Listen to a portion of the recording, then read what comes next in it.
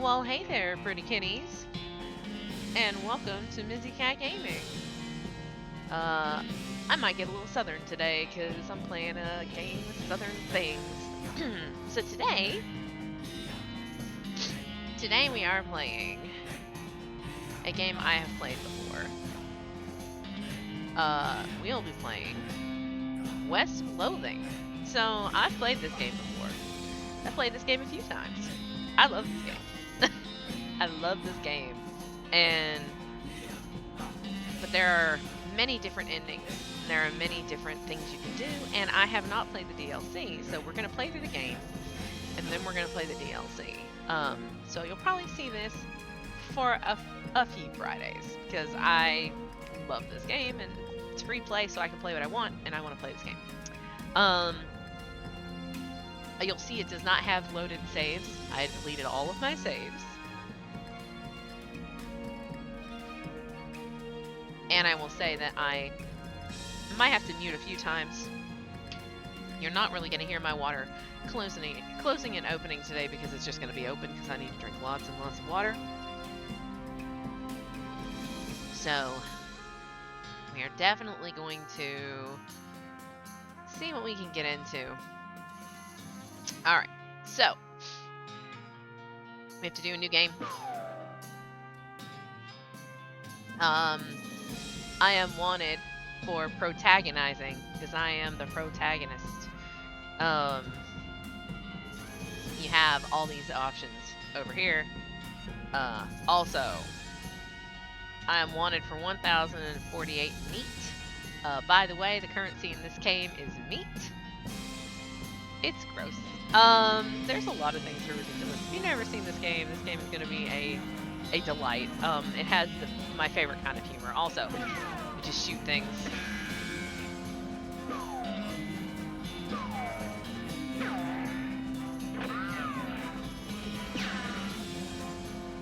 There we go. We'll go with this one. Get all of my... Amazing. And then we're going to edit our name. Our name is going to be Mizzy.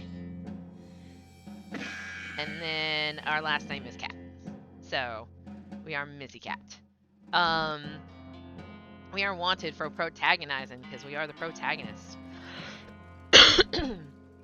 This game is not also going to be one where I read out loud a lot. So, lots of water. Here we go. We're ready to get going. Yes. So, I can say that these are your three classes. Cowpuncher is melee, and the game will explain why you're punching cows. Snake Oiler is ranged with guns and other such things. I have beaten the game as both a cowpuncher and a snake oiler, so we are going to be a beanslinger. I have no idea how successful I will be, but we are going to be a beanslinger. Magic and cooking are inextricably intertwined in Loathing, and the beanslinger is the mystical master of both. You've heard there's a shortage of cooks out west. Since the cows came home, you'll notice that is capitalized, due to most of the cooks having been brutally killed by the cows. So the game is going to explain it in more detail, but the short answer is cows are demons. Actual demons from hell. We're going to be a beanslinger. Alright, so we can walk around. Because this is a point and click game, we can do we can point and click at all the things. So, first thing we're going to do is we're going to come over here, and we're going to talk to Russell. Hey Russell, how you doing? Caw. I'm going to miss you, buddy. Caw, caw, caw. We're going to feed him a cricket. You grab a cricket from your cricket bag and feed it to Russell. He coos appreciatively and nuzzles your hand. Maybe it's time for you to leave too. You open your bedroom window, not pictured, and unlatch the door to Russell's cage. He winks at you, caws one last time, and then flies away to the west. Also, that's Mana in the background, I believe, either that or socks. So, we have released Russell. Russell is now free to go. Very important. So, goodbye, desk. Come here. Oh look, you get 1 XP. because this game has XP and skills. The Adventure at Vulture Gulch. Dad gave me this when I was a kid. Read another title.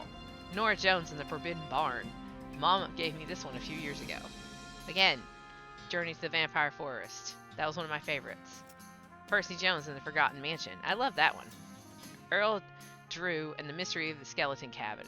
Dad gave me this one when I was a kid. Clay Danger and the Incident at Eerie Woods. There it goes. Hey, this one might come in handy. You got an item, Walking Stupid. So, here's the book. This book tells the tale of a renegade sheriff who is really, really bad at walking. Unlock stupid walking as an option. We're going to read it. You read the book from cover to cover and learn how to walk really stupidly. You got a perk, stupid walking. And then you accidentally drop the book and ruin it by stepping on it 30 times while you're trying to pick it up. So now, notice that we no longer walk normally.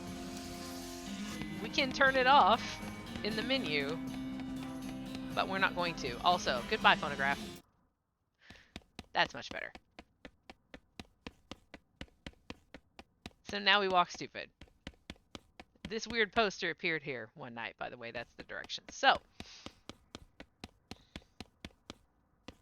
goodbye, bed. Time to head west to chase my real dreams. Here's the living room. We're going to stack the firewood. That gets us SP. Oh, you know what? We'll just,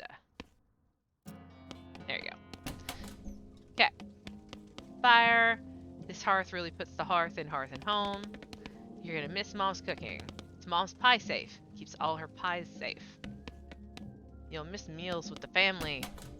This is your little brother's room. He has many weird books because he is a nerd. We're gonna go in his toy box. He loves stuff like this. You got an item, puzzle cube. Oh yeah, absolutely. All of the stupid walking. So this is all crazy math books. As that's our brother, and he's weird like that. So we have a puzzle cube. We can fiddle with it. Oh look, we get XP for that. Let's see. I think that's all. I know that there's an interaction with the brother, but I think that that's all. I think we give him the cube back is what we do. Drag our butt on the floor like a dog. Nothing on the hat rack today. Alright. Your family's farm. This had more art. This has more artwork than it did the last time I played this game. Last time I played this game, there were no trees. It's been a couple of years at least. All right. Your mom smiles warmly as you approach. I'm leaving now, Mom. We're gonna miss you, kiddo. Oh, and before I leave, I got you a present. Before you leave, I got you a present. A present? Yeah, it's that book you wanted for Crimbo. I know it's early, but okay. Here's our choice: the one about picking locks, the one about desert survival, or the one about bartering. I can say that there are certain things in this game that are more important than others, in my opinion. I'm pretty sure I always pick the lockpicking book, because lockpicking is yes. I don't remember. We're gonna go with the bartering book because it's a safer bet than the picking lock book, because I almost always pick that one. Bartering. That's the one. Enjoy it. You got an item. Mind your meat. Yikes. Please be careful out there. Write us a letter when you can. I will. Goodbye, Mom. Okay. Let me get a book. Mind your meat. It gives you the dickering skill. You read the book from cover to cover and learn, among other things, that its cover price is way too high. You got a skill, dickering. So, and then, after you're done reading it, use your newfound skills to pawn it off on a wide-eyed rube for 60 meat. You gain 60 meat. So, go into our character. So here are the skills. You learn skills from, like, books and stuff. So right now we have Hellbender, which is our bean slinging skill. We have Outfoxing, which is we're smarter because of bean slinger. And then we have Dickering, which right now it's 10% discount. And then when you level up, you can put points in your skills. You can also do stuff with your stats. So Muscle is, you know, how beefy you are. Mysticality is the one I'm going to need the most. Moxie is the main skill for snake wielders. Uh, grit is your stomach capacity and your HP and stuff. Gumption is your speed and your skill points and how much you can drink. And glamour is your meat and your liver, also about meat. I usually put a lot into glamour just because it gives you an item finding bonus. And then for my combat skills, I have Lava Fava. Summon a Fava bean made of boiling lava and hurl it at your unsuspecting foes. And Bean Shield that will protect me from melee attacks. By the way, I've never played this type of character, so we're going to see how this goes. Alright, so that was Mom. She gave us a book. We're going to talk to the brother. Oh, it's our father. Your father morosely jabs at the haystack. That hat doesn't fit you, Dad. I'll grow into it. It's time for me to leave. His lip quivers a little. Listen, I want you to have this. It's your grandmother's favorite can of beans. You got a can of infinite beans. You'd think a can with an unlimited number of beans in it would be really exciting, but these beans are pretty terrible. It is a pretty cool thing to carry around, though. This item goes in your offhand. +1 spell damage, +1 muscle, and +1 moxie. So that's the other thing that's important, right? Because the mysticality is like a good stat for me and stuff, but if you only load into one stat, it's going to get you murdered very quickly. This game does not forgive if you screw up your stats. So we're going to thank him. Good luck out there. Be sure to say goodbye to your mother. I did. Goodbye. All right. Now we're going to dig through this haystack. And we got a needle. Needles are for lockpicking. So once we can buy the lockpicking book, we will learn lockpicking. Your brother Rufus is standing here looking pretty nervous. He's pretty good at looking nervous. We're going to give him his puzzle back. You hand him the puzzle and he starts fidgeting with it. Say goodbye. Hey, Rufus. Time for me to head west. I still don't understand why you're leaving. He's got a point, you know. Why are you going west anyway? I think usually I pick either this one to help people. We're going to go with to get off this stupid farm. No, we're not. We're going to go to help people because that's, yeah. You've read the papers, Rufus. The people out west are in trouble. They need all the help they can get. But it's so dangerous. 60% of the people who go west get killed within a year, and that statistic is from before the cows came home. I'll be okay. You worry about taking care of Mom and Dad. I'll worry about me. Okay, if you say so. I still think you'll be dead by Crimbo. I'll miss you, Rufus. Okay, you give him a playful punch on the arm. Alright, he's busy trawling pictures in the dust. Weird kid. Okay, so we got our haystack, we got our needle for lockpicking. Got our can of infinite beans. Now we have to go. We're going to go west. So, say goodbye to the family. Goodbye, family. Out we go. Go west, young woman. Looks like this isn't first. Oh, so I can skip the Boring Springs prologue and head straight to Darkwater. Any horses or partners I unlocked in any previous game will be available to me, and I start with 1,129 meat and some of the more important items from Boring Springs. No, we are absolutely not doing that. We are going to play the prologue again.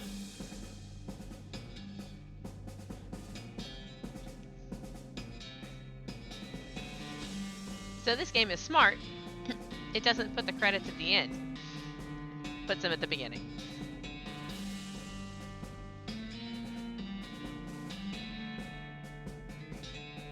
It's a good chance for me to drink some water. Drink water.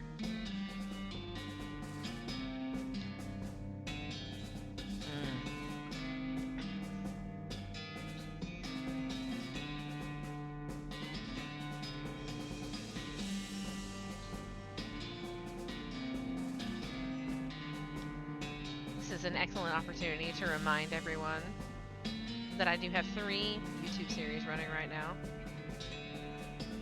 And they are all uploading, so you should check them out. Very interesting stuff. I'm actually watching my own content. It's crazy. Alright. So we got kicked out. Well, the bad news is you fell off that cart, and got knocked out for a couple hours, and now you've got no ride, no meat, and no prospects. The good news is that you're in a town, rather than in a gulch somewhere. Not much of a town, though. Alright, here we are. Boring Springs. A turnip. We're gonna get this turnip. Bam. You got an item. Dusty turnip. So we can't touch the cacti will give us, like, lots of sticky pointies. It's a chunk of wood from the broken hitching post. We're gonna grab that, too. Broken board. That's a weapon. We have it in our hand.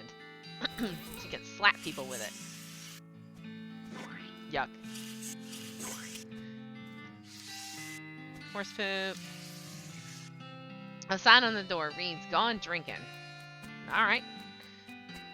So I know for a fact, okay, here's the sheriff. And then we got the trader. And then the drunk guy. Beg your pardon, lady. Step right up, step right up. Braid's the name and trade's the game. You seriously doubt his name is Braid? Howdy, Braid. What are you trading? Well, today I am trading locks for soap and a stick of dynamite for a needle. And to the cunning Skinner who brings me 3 rattlesnake hides, well, to that adventurous soul I will trade a fine silver pocket watch. So, I'll trade this soap for a lock. Requires soap. We don't have soap. I'll take some dynamite for this needle. We're not giving up our needle. How about some free dynamite? Dicker and skill. No trades right now. So, this is why we take Dickering, because... Ma'am, I must admit you drive a hard bargain, but I find your terms acceptable. You got item dynamite. So, now we have dynamite. We're going to actually need that. Alice, MD, get lost. This is a companion that you can use. Alice. I have used her before, so we are not going to use her again. Also, what is this? Loose dirt. Oh, notice Topeka. Nope, you're not allowed in Topeka anymore, remember? I don't know why I'm not allowed in Topeka, but I'm not allowed in Topeka. Here's a Cactus Man. You approach the weird Cactus Man hybrid. He smiles at you. Howdy, Cactus Man. Howdy yourself. And the name's Bill. Cactus Bill. What happened to you, Bill? Well, to be honest, partner, I drank too much cactus beer, and it turned me into a cactus. Doc Alice warned me this would happen, but I didn't listen. And that's why I call you Cactus Bill? No, that's just a coincidence. Oh, does it hurt? Does what hurt? You know, being a cactus? Ah, no, no, it's actually kind of nice. The natural fermentation processes inside the cactus part of me keep me pretty drunk most of the time. I guess it's a mite boring. Yeah, I bet. It wouldn't be so bad if I had something to read. You don't happen to have a newspaper or anything, do you? No, sorry. Well, if you happen to find one, keep me in mind. Will do, Bill. So we will. Oh my goodness, more water, please. We're gonna find something for him. Skate. Here's the sheriff's office. Wanted for bird theft. Naked Mike Bernstein. 200 meat. Help wanted. Poster artist. Apply in person at the Yuma Marshal's office. Wanted. Bimmy Fricker for face thieving. 420 meat. Howdy, stranger. Welcome to Boring Springs. I'm the sheriff in these parts. The what? He sighs. The sheriff, okay? Blasted sign painters. Say, you wouldn't happen to be looking for work, would you? Of course we are. As a matter of fact, I am. Great, because I happen to have some. There's a gang of hoodlums around here what call themselves the Fricker Gang. Last time I arrested one of them, they busted him out and took my cell door with them. Well, it ain't much good without the door. And I need someone tough, smart, and or slick to go fetch it back for me. Why don't you do it? You're the sheriff after all. I gotta stay here and practice my chair tipping. Well, alright, we'll do it. Okay, I'll give it a shot. Funny you should say that, because I'm sending the deputy along with you to keep you out of trouble. He takes a pistol out of his desk and hands it to you. You got the item, deputy pistol. Deputy, you deputize a gun. You're new in town. Maybe you ain't noticed, but there ain't much to do here except drink. Here, let me write down where the Fricker Gang's hideout is for you. Little note on my map. We've discovered a new map location, the Fricker Gang's hideout. Got it. I'll be back with the door. Okay. So now we have our map. Make your own damn guide to Boring Springs and its environs. So the way that this works is that as we are given map locations, they appear on our map and then we can travel to them. Oh, let's not crawl through that. Okay. As you walk into the saloon, the crazy-eyed guy sitting to the left of the door shrieks and waves at you to get your attention. Hey, where's your hat, dagnabbit? Well, you can't drink in here without a hat. 'Tain't proper. He points to the take a hat, leave a hat box next to the door. Check out the box. You look through the hat box and find a magical black Stetson. That looks like something you'd wear. Grab it. You got an item, barely enchanted hat. You grab the hat and put it on. Thanks, sir. Pete! Thanks, Pete. He gives you a friendly, if somewhat twitchy nod. Say, gal. Yeah? You heading west? 'Cause if you want some company, I'd be more than happy to come along. Just let me know. Well, no pressure. Alright, I'll keep it in mind. So, fun fact, if you look at the Steam achievements, I'll read this in a second. If you look at the Steam achievements, the people finishing the game with Crazy Pete is like a really low percentage. And I have not used Crazy Pete. So we're going to be using Crazy Pete as our helper. I have no idea how that's going to go. You walk up to the bar and wait patiently for the bartender to notice you. While you're waiting, you see a sign taped to the back wall reading, "Reward for lost mugs, 25 meat each." We're going to keep waiting. The bartender finally notices you. Howdy, cowgirl. Howdy, barkeep. Name's Mizzy. What brings you to our little backwater? Ask about work. Oh, the usual. I came out west to make my fortune. Not having much luck so far, though. Any work around these parts? Unfortunately, Boring Springs already has more people in it than jobs. It's more of an errand town, if you catch my meaning, aka questies. If you're looking for a real job, I'd recommend talking to the railroad people up by Dirtwater. So, railroad, the Manifest Destiny Railroad Company from back east. They're trying to run a line to Frisco and having a heck of a time doing so. And they're hiring? Oh, I reckon they're always hiring for one thing or another. Big company, that. How about Dirtwater? Dirtwater is interesting. It's far enough west that they're still more or less exempt from the rule of law, but not so far west that it's been burnt to the ground by the damn cows. Lots of opportunity there. She pauses for a few seconds, lost in thought. Yep, if I were a younger woman, I'd probably head that way myself. Errands. Yeah, this Forsaken Burg is always falling apart in one way or another. The holsters always. Pause. Rewind. The holster's always needing help since he hurt his leg, and that no-account sheriff could certainly stand to have somebody doing his job for him. Anything else? Well, I've got a goblin loose in the basement. Some cowboy in from the Gulch didn't wipe his boots off and got spores everywhere. I can probably handle a goblin. Much obliged. I'll unlock the basement door for you. Oh, and you'll need this. You got an item, weak fungicide. I'll take care of it. So, because it's here, this is a spittoon. We will find many of these. The game is going to yell at us now. This is some of the best humor in the game, the spittoons, and I love them. Alright, here we go.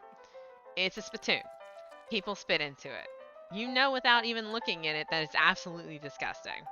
We're gonna look in it. Yeah, it's full of spit. Regular spit, gross tobacco spit, chewing gum, and it looks like a few teeth as well. It's disgusting. And the smell. Even from a distance, it smells horrible. Look closer. You are now on your hands and knees, peering into a filth-encrusted spittoon. I don't understand what's wrong with you. Wait, is there something shining at the bottom? Get it. You feel your hand, you reach your hand toward the spittoon. Even before you touch it, you can feel the grossness in the air, like a greasy fog enveloping the stinking brass horror. It smells like the vomit trough at a mesquite barbecue eating contest. You hesitate. Never surrender. You plunge your hand into the awful soup. It makes it sound like clop. Your skin is burning. Your eyes start to water. Search.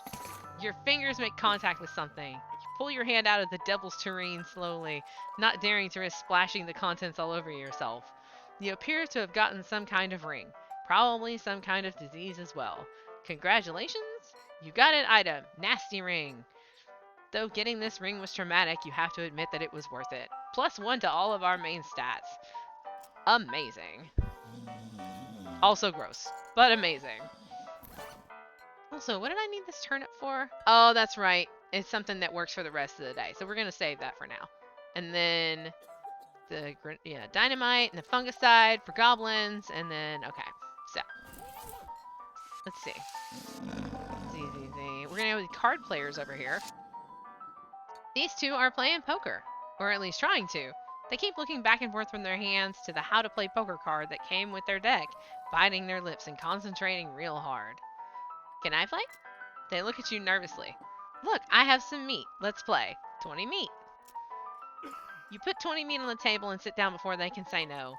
One of them shuffles the cards sloppily and deals a new round. You get a pair of 10s plus a 2, a 3, and a king. We're going to bet crazily with 3 moxie. Eat this. All in, suckers. Sweat gushes from their faces as they each read the how to play poker card again. But eventually they both add 20 meat to the pot. Okay, read them and weep. You showed him your pair of 10s plus 2, 3 king. The guy on the left has a full house, 2 jacks, and 3 aces. And the gal on the right somehow got a straight flush, 2 through 6 in hearts. Okay. So, I win or outfox him. I think we're going to do outfox him. Outfox him. You explain that the jacks are worth 9 points each, giving the guy on the left a total of 21 points to the gal on the right's 20, and your 25 plus a king. And the king represents King Ralph IX, whom the western colonies revolted against because of unfair taxes, so they owe an extra tax of 10 meat each. They nod in understanding and push more meat across the table at you. You collect your winnings and stand up. They thank you for helping them learn the game. You gain 60 meat. I love it. Okay, we're gonna walk away. We got 60 meat. We're up to 120 meat. Alright, so I should probably leave him alone. Alright, let's go. This is the basement. We actually don't want to go in here yet because we have plans. Alright, this is Susie Cochran. We're gonna, yeah. Howdy. I'm Mizzy. Howdy, Mizzy. I'm Horace. Nice to meet you. What do you do? I'm the town holster. Hostler. I don't know what that is. I'm the town horse selling guy. Gotcha. How's that working out for you? Oh, the horse is just flying out the door. So business is booming? Nice. No, I mean the horses keep running away. I haven't sold one in ages. Oh, is that why you're here drinking instead? Yep. And me being in here drinking instead of watching those horses is probably how they keep escaping. It's one of those vicious circle things.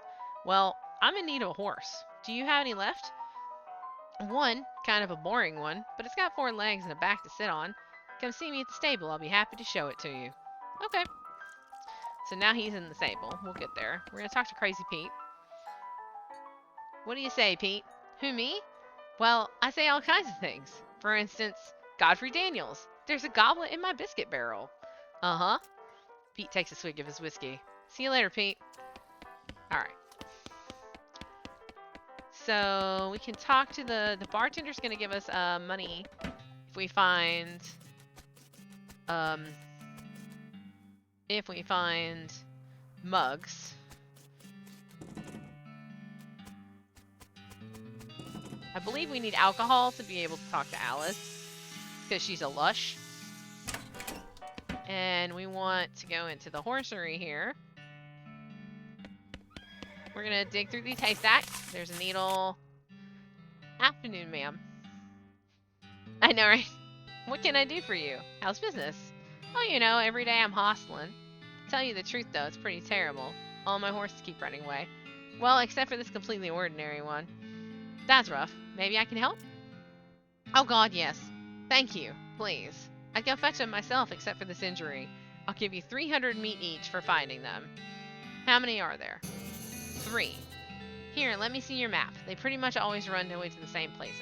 He draws 3 little pictures on your map. So we have the Orhole Mine, the Boring Springs Boneyard, and Thousand Snakes Gulch. Yikes. Why these places? I think they like environments that are thematically appropriate. Here, when you find one, feed it some of these oats. That should send it back here.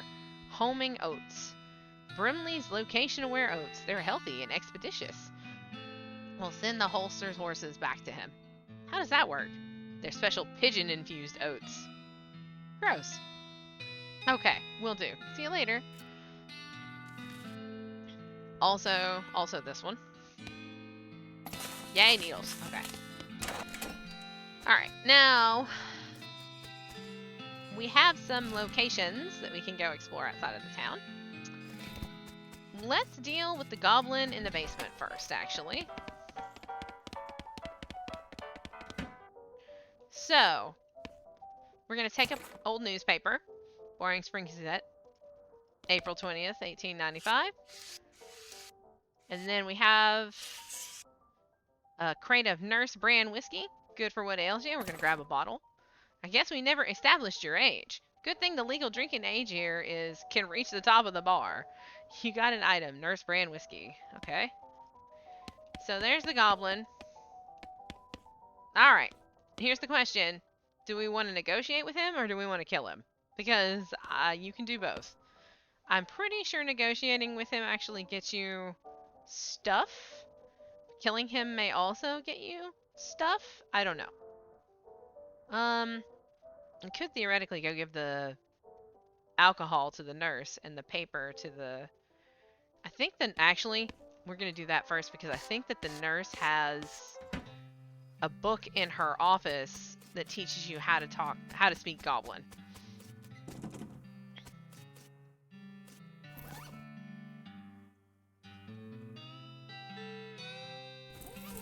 Hey, open up. Oh, well, here. Did you bring me something to read? Here's the newspaper. Much obliged, partner. Now, let's see here. What can I do to return the favor? Oh, I know. My shovel. I left it behind the outhouse at Orhole Mine. It's yours if you go and get it. I'm sure you'll find a use for it. Thank you. We gotta level up. Skill up. Mysticality level 2. Behind the outhouse at Orhole Mine. Got it. Thanks, Bill. Don't mention it. Now, if you could just kind of stick that newspaper to my face before you leave. You're gonna stick him there. Perfect. Alright.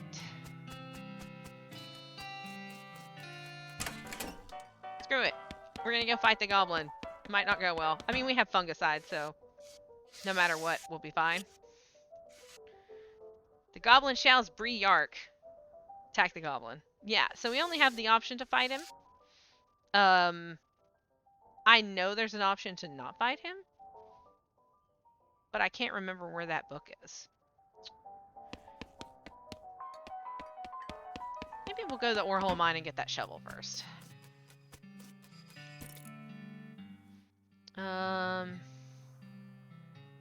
Oh, that's right. So we have the option on right now.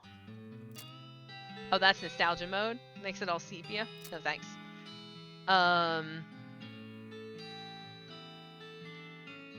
There's a best font mode. Gross.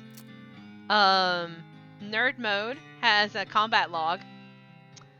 And then there's a combat grid. That one's nice. And then right now I'm not messing with it. But this will automatically spend our XP.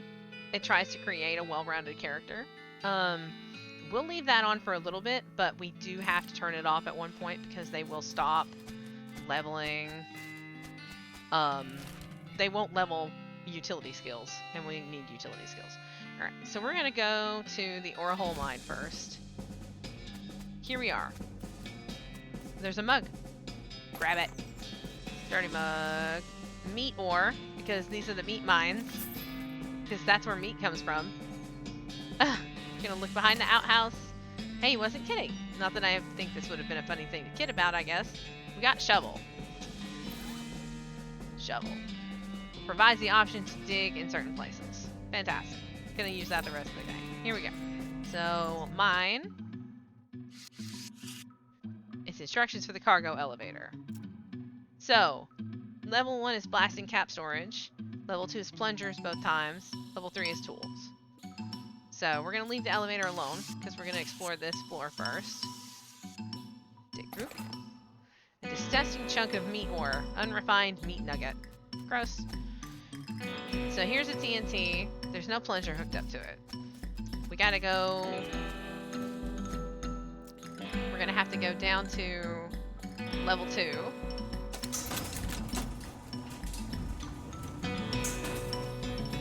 Plungers. Sign lied, though. There's only one kind. Take one. Detonation plunger. So, level 1. Blasting cap. These crates are all labeled blasting caps. The period is part of the label. That's why it's inside the quotes like that. Now I'm gonna need a crowbar to pry one of these crates open. So now, level 3.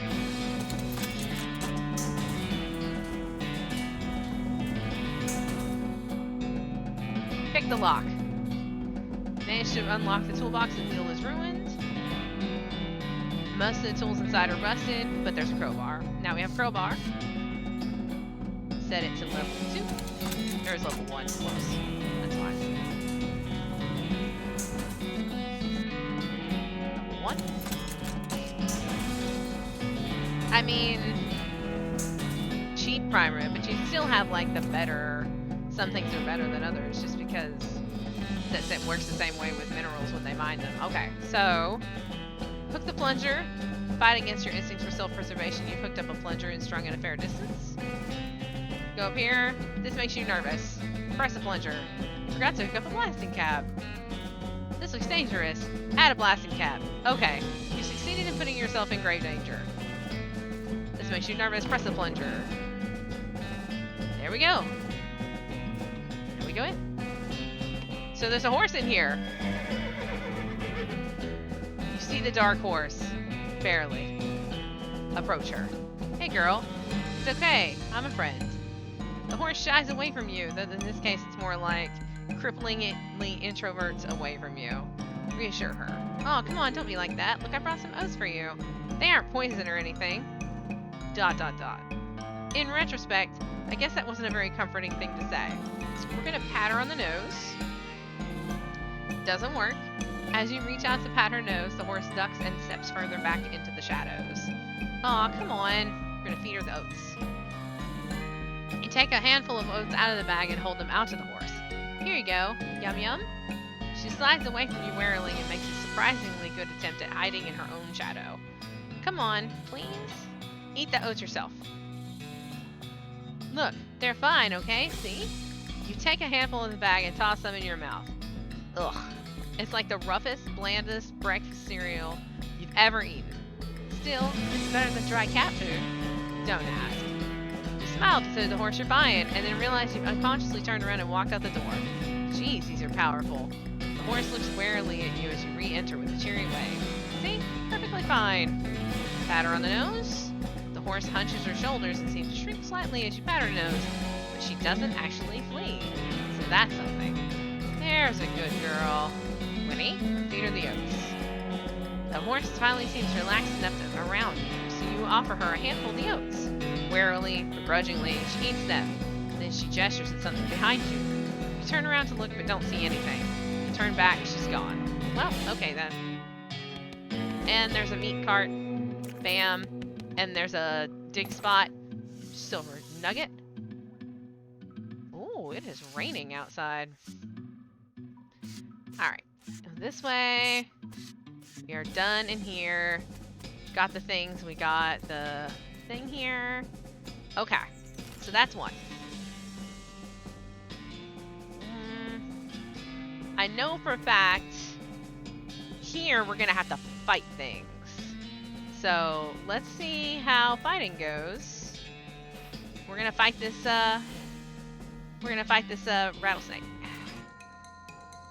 Got the jump on him. Alright, so this is the combat. So I have a melee attack. I'll deal 5 to 6 damage. I can shoot it. 6 to 7 damage. Lava Fava takes one of my action points, which I have one action point. And then I can set it on fire.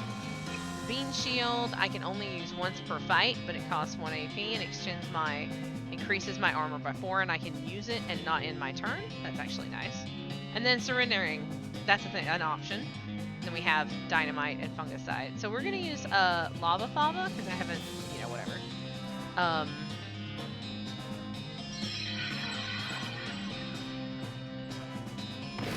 And it's dead. Press any key. You have slain a snake. Before long, they'll call you Snake Murdering Mizzy. We got 3 XP, and it's going to level up our gumption next time we skill up, so yay. Here's another snake. Another snake. Well, I guess it's not called One Snake Gulch. Here's another snake. Oh, he's quicker than me. And I got poisoned. That's what this is. So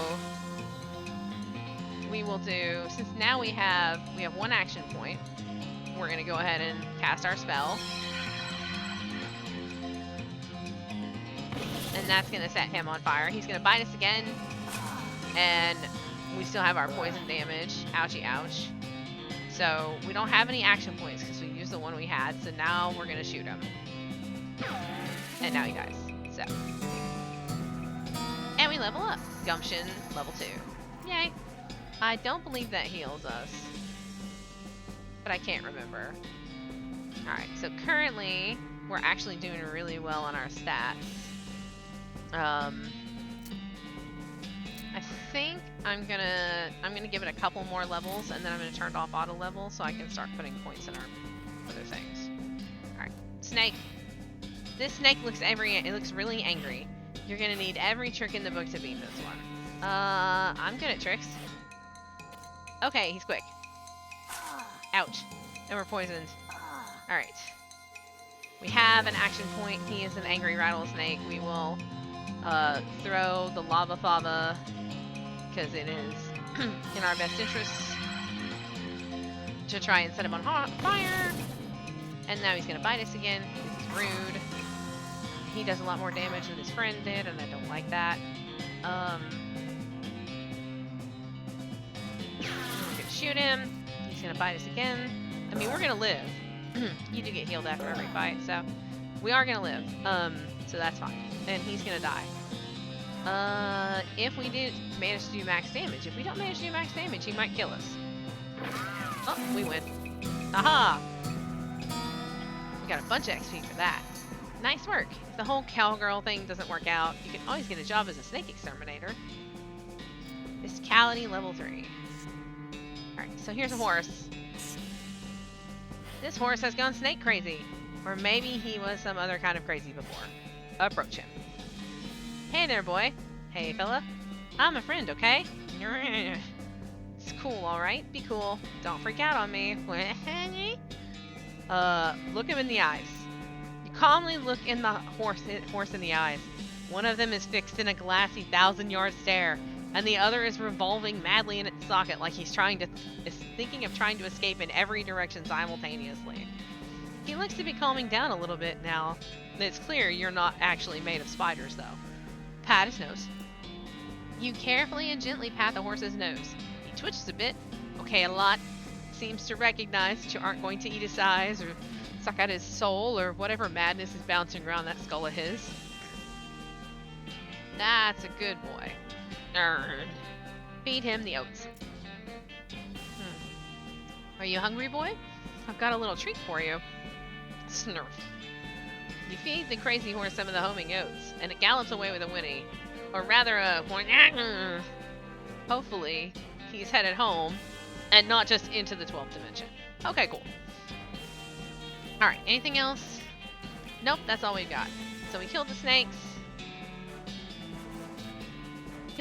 We got the horse.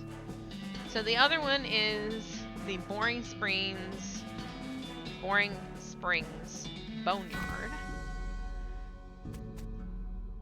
So most of these graves have writing on them.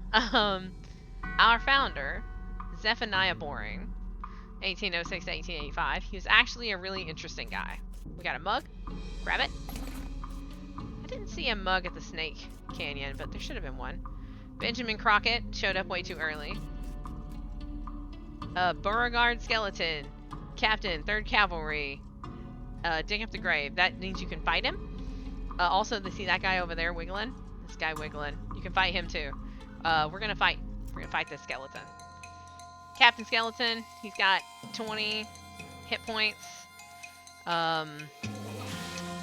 Yep, we're gonna start out with our standard. I mean, I might put on my shield and then just shoot him a bunch, but I think that's going to take longer. But I like the shield, so we're going to do the shield this time. Plus 4 armor. Now we have bean armor. And then shoot the skeleton. He hits me, but it doesn't do as much damage because of our lovely armor. We're going to shoot him again. Trade these back and forth.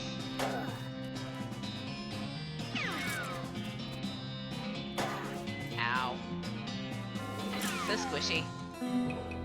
Victory! This is why we fought him, by the way. So, Hellbender got leveled up to level 2. That's going to make our spells hit harder. Thank you. You put a stop to Captain Skeleton's unnatural animation. So now we got an old cavalry saber, which is a better main hand weapon. And we got a gold tooth. Old cavalry saber. Here comes the cavalry saber. And then gold tooth. This was in the ground for a very long time. And then in somebody's mouth for a very short time. And now it's in your backpack. Sweet.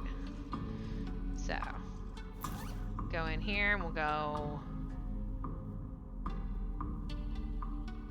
Boop. Perfect. It's funny because this game, like, doesn't really tell you when stuff is, like, some things are considered weapons. See, like, the crowbar is also considered a weapon. It doesn't tell you that, though. You have to figure it out, which is fine. Alright, so... There's a skeleton guy. We're gonna kill him. A skeleton! You're not getting past it without a scuffle. A scuffle it is. An agitated skeleton. He's got 10 health. He's gonna take 13 damage from our spell. So we're gonna set him on fire so that we don't have to actually fight him. And boom, you're dead. Yay, loose bones. Yay, XP. They're gonna level up Moxie next time. Cool. Alright. We have a ghost horse. Your pulse quickens as you near the spooky, translucent horse. You approach the weird, semi-transparent horse cautiously, so as not to startle her, though you quickly come to the realization that this is not a horse that startles easily. Hello there. Hi. I'm a friend, okay? Nay. That's a little strange. How did you do that without opening your mouth?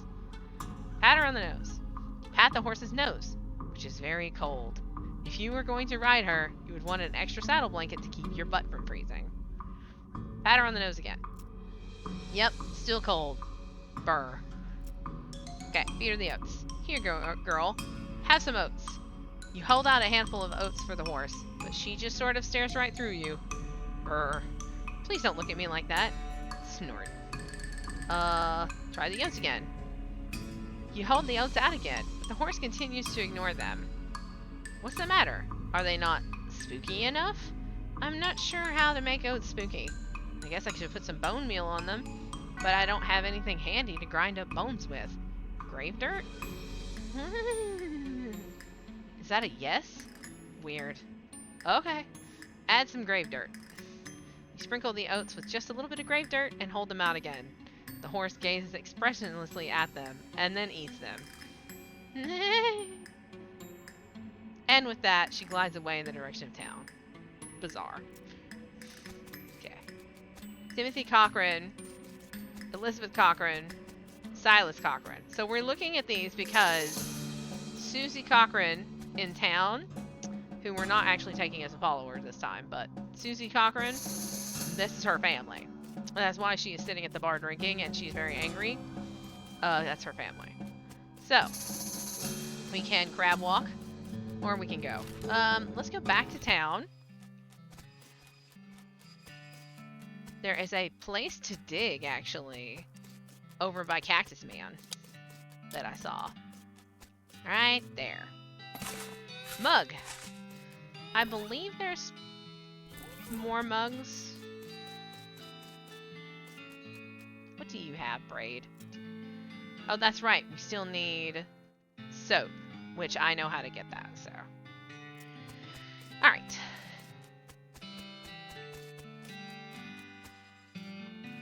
Horse. We don't want to go to the horsery because when we go to the horsery, it's going to cue us going to the next town. And we do not want to do that yet. So let's go to the Fricker Gang. Now, I will tell you that when I play this game, I usually do the non-combat options when it comes to bandits and such. But there's apparently achievements for murdering everybody, so we're gonna murder everybody. That's what this playthrough is. We're just gonna murder all the bandits. Thud Fricker. The Fricker gang's intrepid lookout appears to be taking a little nap. Just shoot him. That doesn't seem very sportsmanlike. You sure you want to do that? Yes. Really? You're just gonna gun down a hapless, sleeping man in cold blood. Cold is the only blood I have. Shoot him. He's just a kid. Everybody dies. Pull the trigger. Dang, partner. You got a perk. Ruthless. You are a cold-blooded killer, and people can see it in your eyes. It's often the last thing they see, in fact. Ruthless options will be available in some situations. Alright. Dead. Next. Ooh, this is a beer barrel cactus. We can't harvest it, though. We don't have forest. We don't have foraging. Pile of random stuff the Fricker gang stole. Finders keepers. A recovered meat. And a mug. And a pair of silver cufflinks. If you more fancy your shirts, you might have some use for these. Alright. So now we gotta go in here. This guy is sleeping in the bathtub. One of the Fricker boys is dozing in a bathtub. Can you pass the soap? He mumbles and hands you a bar of soap before sinking deeper into both sleep and the tub. Got an item. Bar of soap. Cool.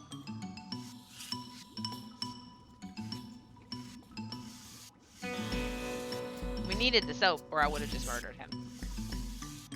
You cautiously approach the Fricker gang. They're pretty engrossed in their poker game, so it doesn't require that much caution. You hide behind a barrel and eavesdrop on their conversation for a while. The one with the eye patch is quiet, but you gather his name is Snipe, and the swirly one is his brother Wimpy. What's your play here? Shoot one of them in the back. You draw your pistol and execute the one with the eye patch. His brother screams, jumps behind a barrel, and starts firing at you wildly. This shouldn't take long. I literally did not choose any of the fighting options last time I played this, so this is all gonna be new. I don't know what it's gonna do to my character, but it's fine. So Wimpy Fricker's got 20 HP. We've got an action point. We're definitely gonna lava fava him, because that's gonna take like 13 of his HP. And he shot at me and he missed. So we're gonna shoot him again. But if we shoot him, it'll hit the barrel. We're gonna actually just run up and stab him, and that'll take care of the problem. There we go. The leaders of the Fricker gang are dead by your hand. The sheriff will be proud of you, though you're not sure how your mother would feel. 10 XP. Skill up, Moxie level 2. Time to recover the sheriff's door. So, I think...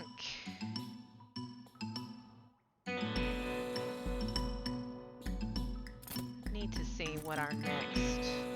When I get more XP, it's gonna show me what my next thing I'm leveling up is. I might wanna... There we go. Mug on the table. They don't need that. Ill-gotten gains. 50 meat. And then we need this door. Sheriff's door. Grab it. So, now we have the sheriff's door. And... oh, that's right. Fricker boy in a bathtub. Drown him. At least he died warm. He's done. So, all done. Feels bad, man. Very hard for me to play any game where I just kill people randomly for no reason. No. Does not feel good. Oh, jeez. Okay. Howdy. Good to see you, Mizzy. I found these mugs. 125 meat. Ugh. You tip your hat to the bartender. Who's the lady drinking whiskey out of a beer mug? That's Susie. She's a rancher from nearby, real tough broad. I ain't recommend you pester her. Why's that? Lost her whole family to a cow attack recently. Got some pent-up frustrations about it. Ow. Hey, are you Susie Cochran? How'd you know my last name? I saw the graves in the cemetery. I'm sorry for your loss. Susie scowls bitterly and mutters into her whiskey. Saw it happen. Saw the whole damn thing. Couldn't do nothing about it. Bartender says it was cows? Cows, right. I don't know what those things are, but they ain't cows. Not anymore. What happened? It was a raid. See, Ma and Pa used to ranch cattle back before, well, before they came home. Pa didn't make it, but Ma and I managed to rebuild. We ranched pigs instead, and she left me the place when she passed. Go on. Well, I guess a passing herd sniffed out that it used to be a cow ranch and they attacked. A couple days ago. Happened so fast I didn't even have time to get my rifle out of the gun safe. Cows smashed in the front door, and a fire started out back by the root cellar. House went up in blazes just like that. What did you do? There wasn't anything I could do. Couldn't get upstairs to the kids because of fire, and I saw Tim trampled right in front of me. She drains her glass. I ain't want to talk about it anymore. Sorry. She refills her mug from a bottle on the bar, and doesn't reply. What will you do now? Head west, I suppose. Nothing keeping me here, no desire to stay. Can't leave without my rifle, though. Why not? It was Ma's rifle. It's all I got left of anybody. Where is it? I left it at the ranch like a damn fool. Listen, can I ask you a favor? I need someone to go get it for me. Yeah, I'll go get it. New map location, Cochrane Ranch. Alright. I love that particular part of the stupid walks, the tippy toes. It's my favorite. Alright. Cochrane Ranch. Cochrane Ranch, established 1891. All the water in this trough has boiled away. Susie's ranch house has been burned. There's nothing left. Something behind this door is making some pretty awful noises, so we'll get there. House is the only thing still standing. Alright, so now we gotta go. Go through it anyway. So here's the cellar basement. Looks like somebody was in the middle of fixing a knife. Grab it. You got a varmint skin and knife. So this means that you can collect skins from beasts after combats. So like if I fight snakes, I can rip off their skins and then trade their skins. Which is good. These pies were not safe. Alright, so there's the gun safe. This is a cow. This is a cow. I mean, it's not actually a full cow. Full cows are a lot more terrifying and very difficult to fight. Cows are why I went Cow Puncher the first time I played the game, because cows are hard. They are mean. So we gotta fight this. We're gonna have to fight it. So this is a Pyrobove is what this is called. My stuff does hot damage, but they're actually on fire, so it does less damage. So we're just gonna actually want to probably do our defensive spell, and then we're gonna want to just melee.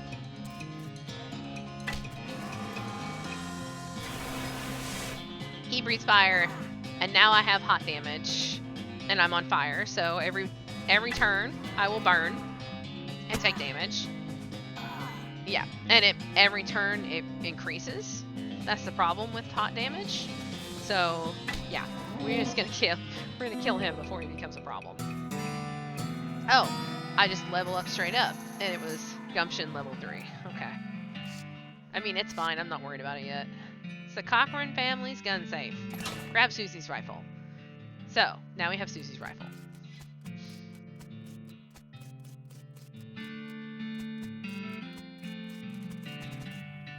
So that's what cows look like, or a form of cow looks like. Back to the Boring Springs. We're gonna give Susie her gun. Just saying howdy. Alright, Susie. You find my rifle yet, stranger? Yep, here she is. Susie's eyes well up with tears as you hand her the rifle, and she roughly scrubs her sweep across her face before any of them spill over. Thanks, stranger. I didn't catch your name. I'm Mizzy. Thanks, Mizzy. Can't really say what this means to me. She looks at the rifle for a long moment, and then looks back at you. She sighs. Well, that's enough wallowing in misery. Time for me to hit the road. If you want me to tag along when you head west, you just say the word. Sounds good, Susie. Alright. We're gonna have to do something about this goblin in the basement. And we really need to get Doc Alice open, because I don't like leaving anything undone. So, I don't remember, though. Let's go take care of the goblin in the basement. That's right. We're doing a genocide run. So, the goblin in the basement's going to be really easy. We're just going to go murder him.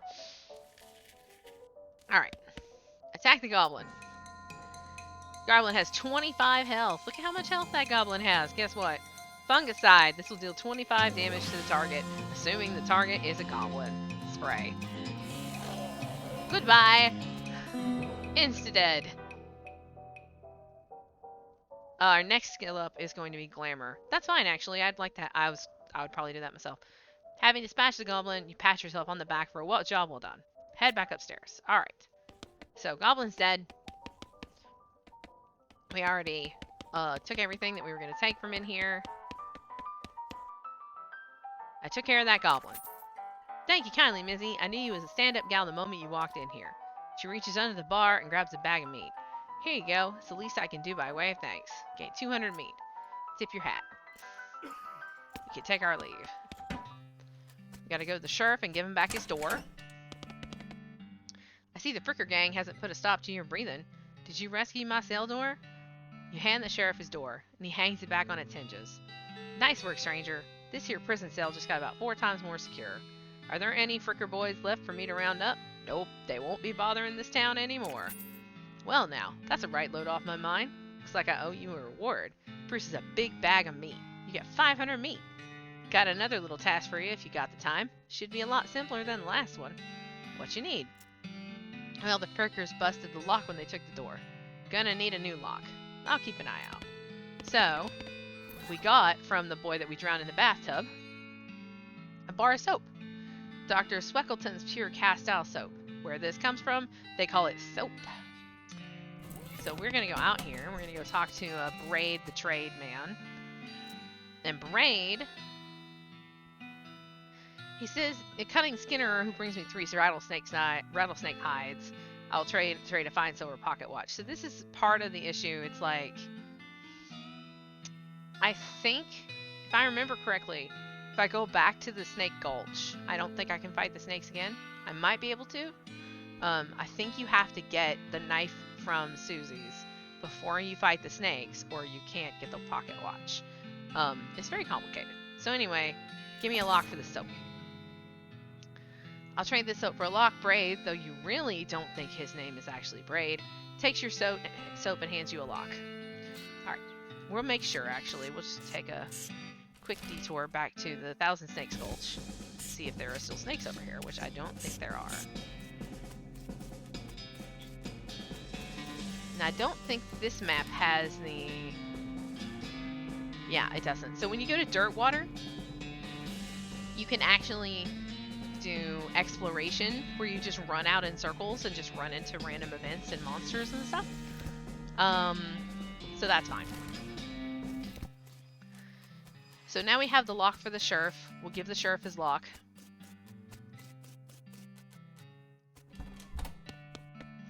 Howdy. Howdy. You managed to scare up a lock for myself? Yep, got one right here.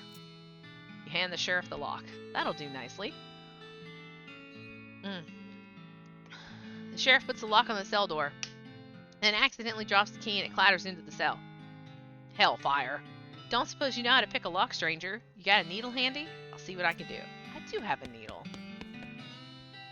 Pick the lock. You definitely picked the lock. I unlocked the cell for you. The sheriff walks into the cell and picks up the key. He looks around for a place to hide it, and eventually sticks it under his hat.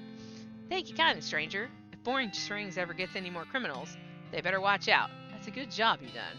Don't mention it. Here, have this as a souvenir from your time in Boring Springs. You've got an item. Replica Sheriff Badge. Gives us +1 armor. It's a plastic facsimile of the Sheriff's Badge. He usually gives them to children who toured the jail. This item goes on your lapel. Thank you, Sheriff. Oh, I saw that. Give me that mug. Alright. Drop off this mug. Get another 25 meat. I don't think there are any more mugs, too. I think that's all of them. Alright, into the horsery. Here are all the different horses. I don't know how you spotted her hiding in that mine. Thanks for getting back my dark horse. 300 meat. My pale horse made it back. Thank you for your help. 300 meat. Thanks for finding my crazy horse. He was eating loco weed again, wasn't he? 300 meat. That's all of them. I can't thank you enough. Here's a little extra for you. Alright. Thanks. Afternoon, ma'am. What can I do for you? You said something earlier about an injury? Yeah, I busted my knee while mucking out the showroom. Don't ask how, it's embarrassing. I was gonna get Doc Alice to have a look at it, but she gave up doctoring. This is how we unlock the doc. Why'd she do that? Nobody knows. She just showed herself up in her office. Said she wouldn't talk to anybody except Nurse Whiskey. Is that an actual nurse, or I'm pretty sure she was just being sarcastic. I see. Nurse Brand Whiskey. To the doctor's office. We are a skater. Just hold it down and you just skate forever. Love it. Alright. Get lost. Offer whiskey. Whiskey delivery for you, Doc. What brand? Nurse Whiskey. Your favorite, I'm led to believe? Didn't know she makes house calls. Alright, hold on. You hear a rattle as she unlocks the door. Enter the house. So, you'll notice there's a large amount of TNT. This stove is spotless. Either she's really compulsive about cleaning, or she never cooks. Hey, Doc. Can I look at your books? Not until you give me that whiskey you promised me. Okay, fine. So we gotta give her the whiskey. Doc Alice looks to be about in her 50s. Her hair is graying, her face is lined, but her eyes are still sharp and clear, if bloodshot. She holds out her hand. Whiskey. Stat. Give it to her. She cracks open the whiskey and fills the small flask she takes out of her pocket. Then she puts the flask back in her pocket and starts chugging out of the bottle. Geez, Doc, that doesn't seem healthy. Who's the doctor here? Me or you? Okay, point taken. Hey, Doc, can I look at your books? Sure, if you want to. Not that they're going to do you much good in this doomed, forsaken hellhole. You should try being less cheerful, Doc. Let me check out the books. Alright, you survey the books on Alice's shelf. They're all medical textbooks except for a few. Leaf through The Legend of Curley's Meat, The Life and Works of Fred Ferguson, The Goblinoid Tongues, a primer. So this is the book that you learned before, and then you can talk to the goblin and you don't have to kill him. But we're going to learn Goblin Tongue. You start flipping through the Goblin language book. It's confusing at first, but you get so embarrassed that by the time you take a break from reading, several blurfs have passed, and you also know that blurf is the Goblin word for hour. You have learned to speak Goblin. Sort of. You got a perk. Goblin Tongue. You speak a little bit of Goblin, at least enough to order a beer, which is the important thing. You can communicate with goblins. Legend of Curley's Meat. The book tells the story of a legendary treasure, massive chest full of premium meat secreted in the hidden sense, not the extruded sense, in the western desert by an old cowhand named Curley Butterfield. In the life and works of Fred Ferguson, this book purports to be a Civil War surgeon's autobiography, but flipping through it, you find mostly lists of reasons that drinking alcohol is bad. So, it's actually just a work of ludicrous speculative fiction. At least there are some useful appendices in the back, and some diagrams of appendices. Yay, XP! Alright. And then the vanity, we're going to preen in the vanity, and that's going to give us a point of XP. Alright. Wow. Shouldn't this be further away from the fireplace? Alright. Alright, Alice. Doc Alice continues to pour whiskey down her neck, occasionally stopping to breathe. Is everything alright? That depends on how fast I can get this whiskey into my bloodstream, compared to how fast my liver filters it out. And I can't talk and drink at the same time, so she glares at you meaningfully. So what's the matter, Doc? So we don't say, what's up, Doc? What's the matter? The whole world's gone to hell in a horse cart, and you ask what's the matter? Bandits? Cow demons? Dead men walking? Why don't you go ahead and pick one, and I'll drink to that. Dead men walking? You haven't seen it? Corpses and skeletons staggering around like puppets with half their strings cut, looking to take a bite out of the living? Oh yeah, there was a skeleton in the cemetery. It's nice to get some outside confirmation that I'm not losing my damn mind. But how is that even possible? It isn't possible. It goes up against everything I know about medicine. Dead patients don't get back up. Patients? Oh. Ouch. Doc Alice turns away, grimacing. Every doctor loses one now and again. You never get used to it, but well, it happens. But what doesn't happen is them coming back afterwards and looking for revenge. That must be pretty rough. rough? Missy, I don't think you comprehend the situation. It's not just patients. It's neighbors, friends, husbands. Oh, indeed. She turns away from you and focuses her attention back on the bottle. Doc Alice sighs exasperatedly. What now? Do you have any idea what's causing the resurrections? Well, I heard a rumor. A rumor? What is it? It's when you get incomplete information from an unverified source. Anyway, what I heard is that there's a fella out west that's causing it. A necromancer, they call him. Supposedly he's sending magic out into the world somehow. Magic like the beanslingers use? I never heard of any beanslinger raising the dead, have you? Her scowl deepens. That'd be one hell of a can of beans. What's the deal with all that TNT? It's so when I feel like I'm about to go, I can blow myself into bits. So small there won't be nothing left to come back. That seems drastic. Drastic hell.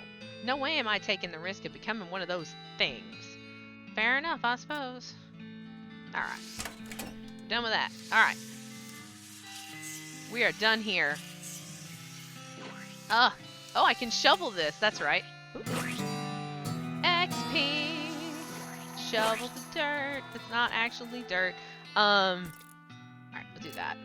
Because I want to start spending my own XP points. Shovel this.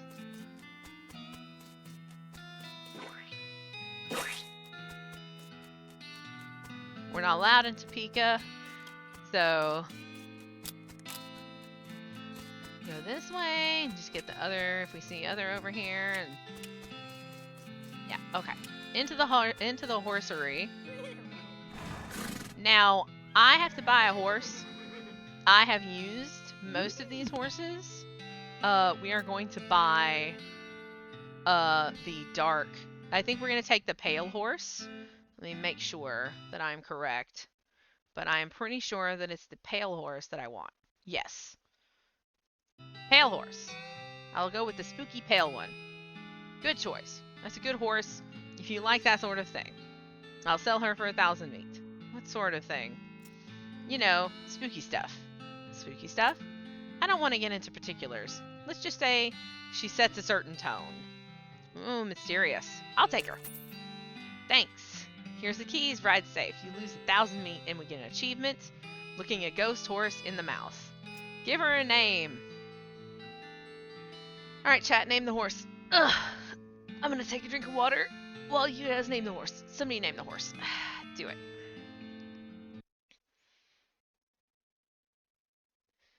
We need a name for this horse.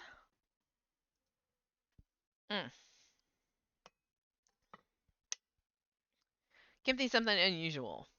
Name this horse.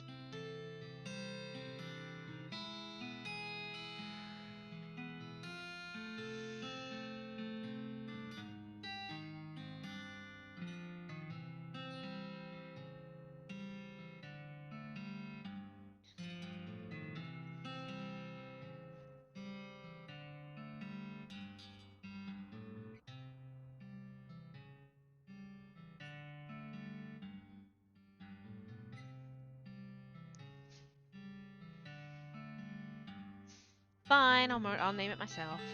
Eunice.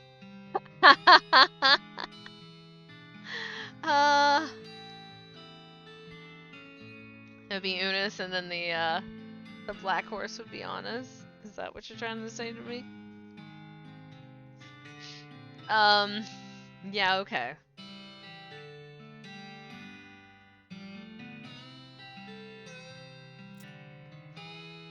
Are we sure you want to do that?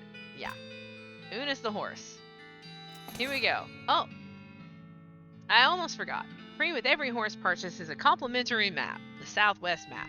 Southeast West map. Alright. So now we have a horse. We have a spoopy horse. We have a map. We can leave. Oh, that's right. So, if you run into the cacti enough, you get a skill. Mostly scabs. You've been poked by so many cactuses that your body has built up an entire extra set of skin capillaries just to deal with the constant tiny puncture wounds. 5 HP. Totally worth it. Alright. Actually, we're gonna turn the auto back on. We've been on for a while. Okay. We're going to Dirt Water. Once you leave Boring Springs, you won't be able to come back. Any unfinished business you got will forever remain unfinished. Are you sure you're ready to leave? Yes. Alright then. You've properly horsed and ready to start your new life in the West. All you need now is a partner. Someone to share the trail with. Someone you can rely on for emotional and combat support. Who will you take? It doesn't matter that we don't have the doctor as an option because we didn't finish our quest line, because I don't care. We're taking Crazy Pete. Oh, one last thing before you go. Up until this point, I've been automatically spending your experience points XP for you. I've been happy to keep doing it, and I promise to give you a nice, well-rounded experience. Shall I keep it up, or would you prefer to decide yourself where your XP gets spent? You can always change this later in the options menu. Keep spending XP automatically. Alright, let's go. You consult the Southwest map the holster gave you. It only lists 2 things. The town of Dirtwater and the Manifest Destiny Railroad Company's westernmost camp. To Dirtwater, the first day of the rest of your life. Day 1. It's your partner. What's happening, Pete? Well, now, if you're interested in mining and such, I happen to know a little mine not too far from here. Okay, is that a good one? Ain't never been. We'll have to explore it and find out. Ooh, you discovered a new map location, Snake Pit Mine. What do you think we should do next? A train get there might faster than a horseback. You got a railroad cap off of Binoculars, right? So, Pete is going to tell me if I need to go do stuff. So here's our horse. We're going to saddle up. But what we're gonna do is do it once. You just hit wander. A skeleton approaches you. In that jittery stop motion way that skeletons do. Judging by its hat, it appears to be the skeleton of a bean slinger. You remember the classic saying, old bean slingers die like normal people, but sometimes they keep walking around and casting spells at you afterward. So we can fight him. We can give up. We could outfox him, but we only have 1 outfox and we don't have 2. So we're gonna fight. We're gonna fight the skeleton. So now we've got Pete. We've got the remains of a bean slinger. We're gonna cast our hot damage. Fling our lava fava. And then Pete has lantern bash. Pete will hit the target with his lantern, dealing 7 hot damage. Or Pete will give you, or whoever, a pep talk, raising all stats by 2. So we're going to have him do the bash. Go. I got hit by 1, and then we're going to use our melee attack, and we're going to stab him. Just like that. You beat up the skeleton in searching for loot, which is much easier with skeletons than with most other types of people. So we leveled up, and we got muscle level 2. We got a skeleton bone.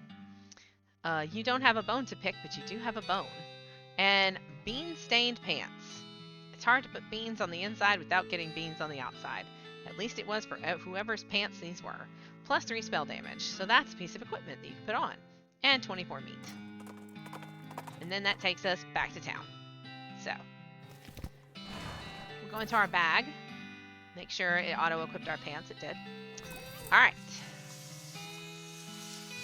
Water is for horses only. So we've got the saloon, the Dirtwater Mercantile, the Dirtwater Post Office, a tiny child selling flowers, the jail, and then lot available. As we save people, they will come and open shops in these lot availables, because this is the main hub town. Like, this is where you do all your stuff from. We're going to buy flowers from this girl for 50 meat.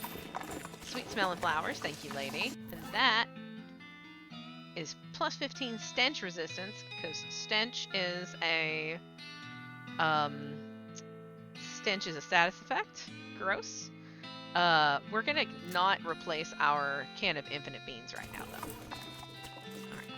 So, saloon first.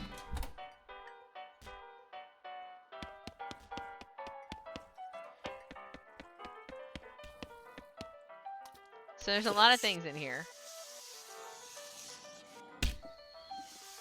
So the first thing we're going to do is the spittoon. This is a spittoon, which is a sort of brass bucket that people spit into instead of spitting on the floor. Because not spitting at all is not an option in the society, I guess. I say this despite knowing that you're pretty intimately familiar with spittoons already. Sicko. Inspect it. Look, the Jewel Saloon is pretty nice as saloon goes. Actually, glass in the windows, more than 2 types of drinks. A poker room instead of a cockfighting pit. But this spittoon is still a spittoon. The rancid tobacco spit inside it isn't fancy rancid tobacco spit. Inspect it. Here we go again. Alright, fine. You are now hunkered down next to a brass filth bucket, which has probably never been cleaned or emptied because you're near the desert, and the ambient humidity around here is pretty low. Low enough the spit evaporates nearly as quickly as it accumulates. So that's good, right? No, that's bad, because it's only the water part of spit that evaporates. This brass bucket is half full of the rest of the spit, the toxins and filth that don't evaporate. Several years' worth. Distilled and concentrated until it's the consistency of molasses. People aren't allowed to flick cigarette butts into the spittoon anymore because they bounce out. Search it. You're about to put your hand into a bucket of something the color and viscosity of maple syrup, except instead of maple, it's flavored with the inside of the mouths of people who chew cigars instead of smoking them and have never brushed their teeth. Yep. Glorp. It feels like putting your hand into a bucket of lukewarm tapioca pudding. Except instead of tapioca, it's basically poison. It smells like someone ran over a skunk, waited a week, and then set it on fire. It feels like your hand is dissolving. Keep searching. You found something. You found a tacky, filth-covered porcelain cow figurine. A useless, disgusting thing that will make a great heirloom for your children, assuming you're still able to have any, and you hate them. You got an item, filthy porcelain cow. You have to hold this little porcelain cow upside down because it's filled with tobacco spit, and you don't want it to spill out of the little hole in the bottom of it. This item goes in your offhand. +3 melee attack damage and +3 spell damage. Hooray! Gross. So this is the poker room. The old man stares off into the distance, listening to the piano. Try to talk to him. He doesn't react to you at all. There's a lot going on here. Okay, so first this guy. The piano player is not very good at his job. The man points to the sign on the counter. Slop, 5 meat. 5 some slop. You lose 5 meat. You got an item. Plate of slop. Plate of slop. This is a plate of the slop they serve at the Jewel in Dirtwater. They should really hire better kitchen staff. Oh, excuse me. I have to cough. 1 second. They should really hire better kitchen staff before some competing restaurant moves in and eats their lunch. We want more maximum HP by 5 the rest of the day. Yeah, we'll eat it. You choke down the slop, wondering why pigs always seem to enjoy this stuff so much. You gain an effect, slop fed. Blech. So you can see over here, stomach is how many food things we can eat before we need a nap. But we don't take naps, we just sleep and it's the next day. Liver is how many alcoholic drinks, and spleen is how many potions that you can use in a day. Alright. Here's the kitchen. This is where the chef prepares ingredients for cooking. It's also where he parks his beer. Up top, this pot-belly stove is a pot full of slop. A pot stove top slop pot. Hey, what are you doing in here? Employees only, bud. Oh, sorry. I was just, looking around. So you're the nosy type, eh? Well, I prefer adventuresome. As it happens, there's something you can do for me. I'm out of saltpeter, and I need someone to go pick me up some more. Saltpeter? Isn't that used to make gunpowder?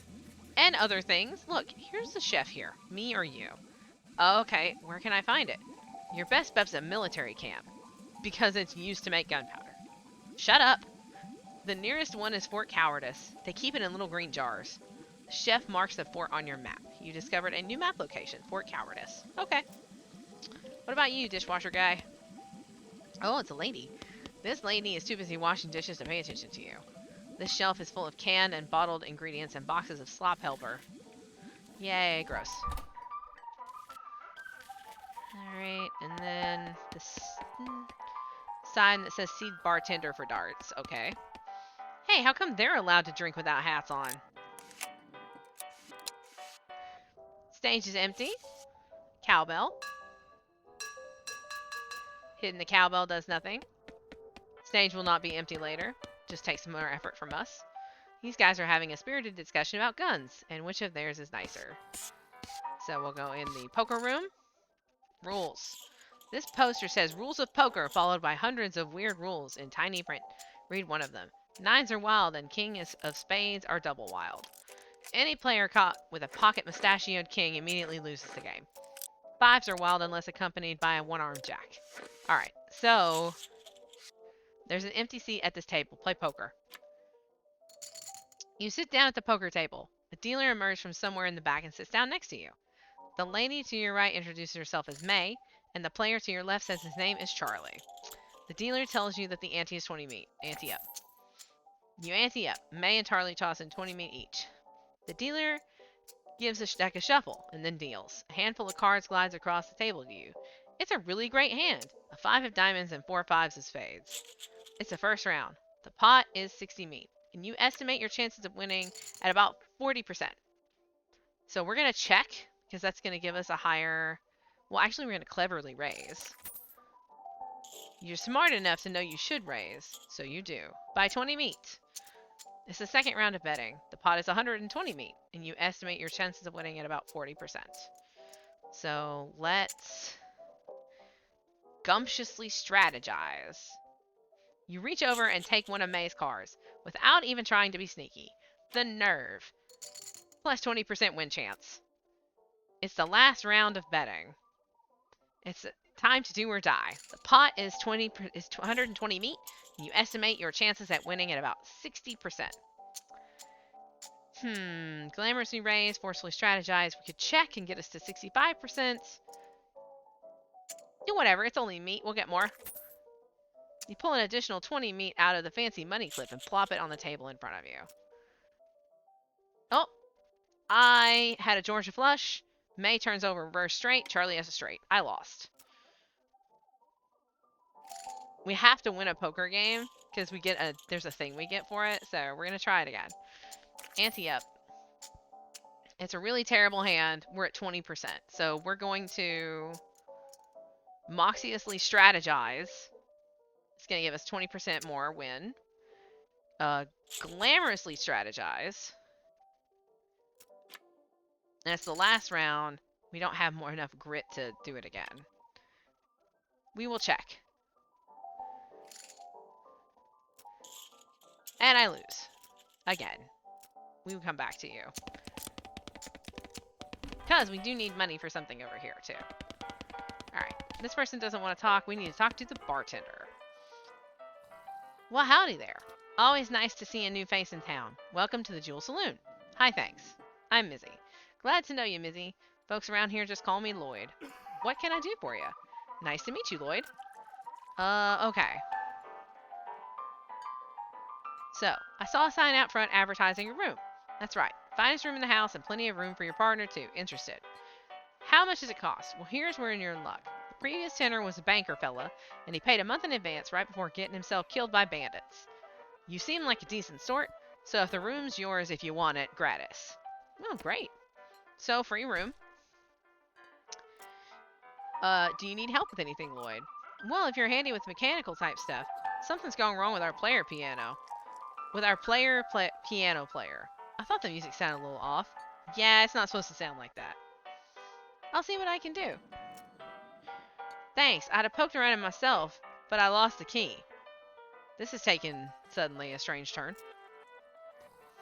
And then we'll have a shot of bourbon. Who's that old man by the piano? Oh, that's old Ellsbury. Tragic fella he is. He was a writer and a poet. Came out west to sell his stories, but nobody were buying. Too weird, his stories. Fantastical like. Too bad, I love that stuff. Well, don't matter much now anyhow. He had to get normal work to make things meet. Did pass in well as a prospector, till one day he lost his mind. He lost his mind in a mind. He what now? You know what I mean. He saw something. Something that made him stop telling his weird tales. Made him stop talking near completely, come to that. He just stands there by the piano nowadays. Seems to calm him, as long as he doesn't make any trouble. I don't mind him too much. Feel a little sorry for him, to be honest. Poor fella. Can I get some darts? The sign on the dartboard said to see you for darts. Oh, sorry, all the darts got broken months ago. That's disappointing. Alright, see you later, Lloyd. Right, so let's go over here. I'm not going to be able to do this yet, but I'm going to click on it so you can see. The piano player is not very good at his job. Try to fix him. You lift up the piano player's coat.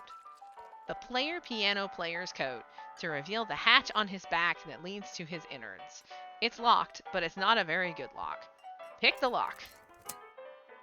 You pick the lock. You open the hatch and check out the machinery inside. There's obviously something wrong, given all the plinking and springing and clicking noises coming out of the gears and stuff. It looks pretty complicated. I see what's wrong. 5 mysticality. You recalibrate some springs and rearrange some gears, and the machinery inside starts operating smoothly. The music improves immediately. Nothing to it.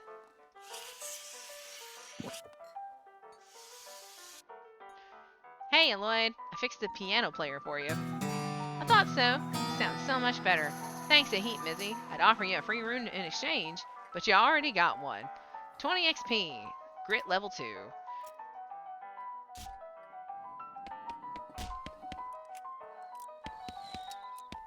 These guys fell asleep during a brawl. We'll talk to Pete and see if there's anything else.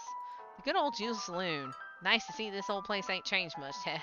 You've been here before? Oh, sure. I've been all over these territories. Even spent a little time up north in Canada when I was younger. They got a thing they do with gravy and potatoes that's just fascinating. Nice. Guest rooms. Here's my room. Yay. Look at yourself in the mirror. Insult yourself. You call yourself a good-for-nothing four-flushing jerk. Insult yourself again. So now we have anger. And angry is, here it is. You're madder than a hornet. If your anger level gets higher than 1, you'll pass out from rage. So now we're mad. Nice view. We've got the bed. We don't want to sleep. There's a postcard on this little table. We're going to take it.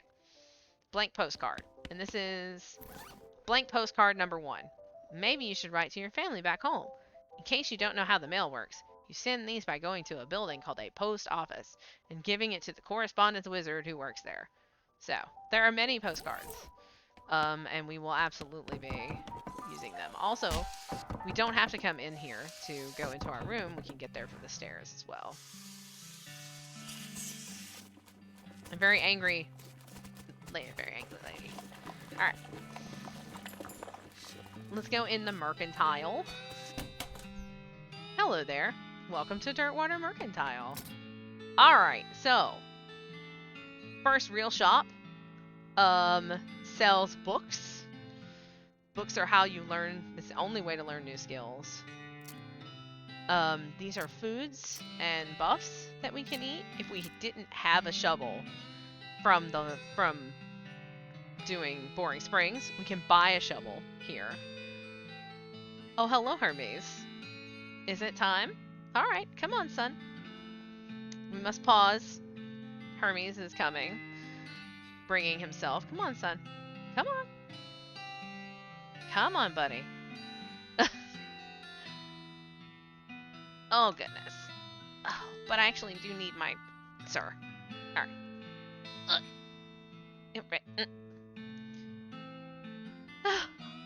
Alright, hold on. I completely readjust, because Hermes wants my lap, and that's where my keyboard was, and that's what we used to play this game. Alright, sit down, there you go. Perfect. Looks like my connection's acting a little weird, so it should be alright, though. Alright, where are we at? Here we are. So, binoculars are really awesome, but they're disposable, and you can only use them once. if you get up high in like Fort Cowardice and stuff, you can use binoculars to find new map locations because there's lots of map locations. We're going to buy Advanced Beancraft because it's going to teach us a new bean slinging skill, and that's huge. Just like that. And now we're going into our stuff, and we'll go this. It includes a chapter about making a human size or larger automaton and building them to your will to help with kitchen tasks. Give Bean Golem a combat skill, which summons a powerful golem to fight for you. There's a list of meditation techniques to help you concentrate while cooking and or fighting. Use the old bean, a skill that temporarily increases your mysticality during a fight. And there's a recipe that has been scratched out and replaced with a bunch of paranoid, insane scrawlings. Gives a wary, a skill that increases your max XP, your max AP. Max AP is very tempting because then we can throw fiery beans and put our shield on the same turn. So I think we're gonna do that. You read the scrawlings and internalize all of their insane paranoid implications. You got a skill. Wary. +2 max AP. Afterwards, you narrow your eyes and burn the books. I didn't trust that book. Alright, so. The mercantile we will check back with. The mercantile will sell more things. We're going to go to the post office. One of those newfangled telegraph machines. Big cabinet of locked post office boxes. Hi, I'm Missy Cat. Any mail for me? Nope. Darn. Well, I'd like to send a postcard. Alrighty, let's have it. You write a quick note to Rufus, letting him know you've been up to, and that you're okay. That'll be... Oh, it's one of them prepaid ones. That'll be 0 meat then. Thanks. And here's the jail. The clerk clears her throat. Howdy. Are you the sheriff here? No, we don't currently have a sheriff. Offer to help. Need any help until you find a new sheriff? Sure. If you're any good with a gun, there's always somebody in need of some justice. Wanted posters are back there. Cells are over yonder. She points behind her and off to the right respectively. Take your leave. Okay, so there's wanted posters here, and you get more, and then you have all these cells, and you can go out and all of the people and things that are wanted, you can go out and catch them in non-combat ways and put them in this cell. If you kill them, they still end up in this cell. So there's an achievement for completely populating the Dirtwater morgue with living people. And there's an achievement for completely populating the Dirtwater jail with dead people. And that is the one we're going to do because I have done the other one. So. So. We have a few map locations. Also, you can notice the map is massive. So, really big map. Massive. We'll zoom out. You can see there's a lot. There's a lot going on. Oh, and when you wander, you also find new map locations. So let's wander. Let's wander for a few minutes. You spot the smoldering ruin of a ranch on the horizon. Ominous. You discovered a new map location, the Stearns Ranch. We're going to keep going. Because we're just going to wander for a minute and see if we can get into a couple of fights. And that'll give us some XP. But it'll take a minute because we're going to find a lot of... Yes, the corpses. I don't know if the corpses are actually in the cells because I haven't done it. But it's... Yeah, the achievement is for killing everybody that's on the wanted posters. You spot a cemetery on the horizon. The lettering over the gate says the Dave Yard, which seems oddly specific. So, we're probably going back into town and get the wanted posters to make sure that we have them. Oh, you spot a small cottage on the horizon with what looks like a work table in front of it. This is the silversmith's house. Fun fact, that is why you never sell silver that you get in this game. You need it for things. There are some things you can only kill with silver. Your keen eyes detect a secluded cave in the near distance. Exploring it would definitely be a good use of your time. I would like one random encounter before I start exploring locations. There it is. At the side of the trail, you see a small hell cow. A hell calf, really. It snorts at a patch of brush, lighting it on fire, and then starts grazing. So, we're gonna fight it. when we get outfoxing too, we're gonna end up using that because I didn't have outfoxing before. All right. Juvenile Hellcat. We have 4 action points. I love that. So we're gonna cast this. Excellent. And then we're going to throw a hot beam. Pete might kill him actually. Bam. And then Pete is going to bash him with his lantern. It's not going to quite kill him, but that's okay.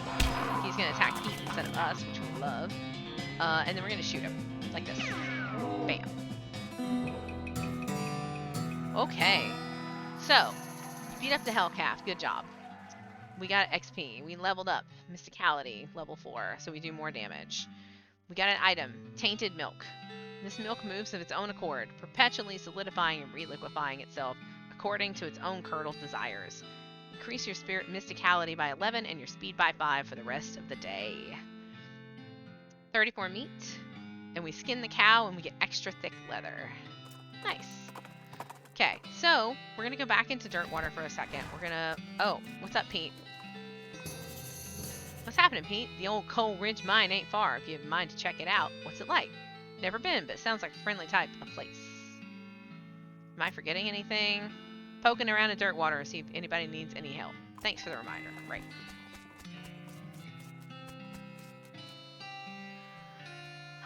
Right, let's go into the jail.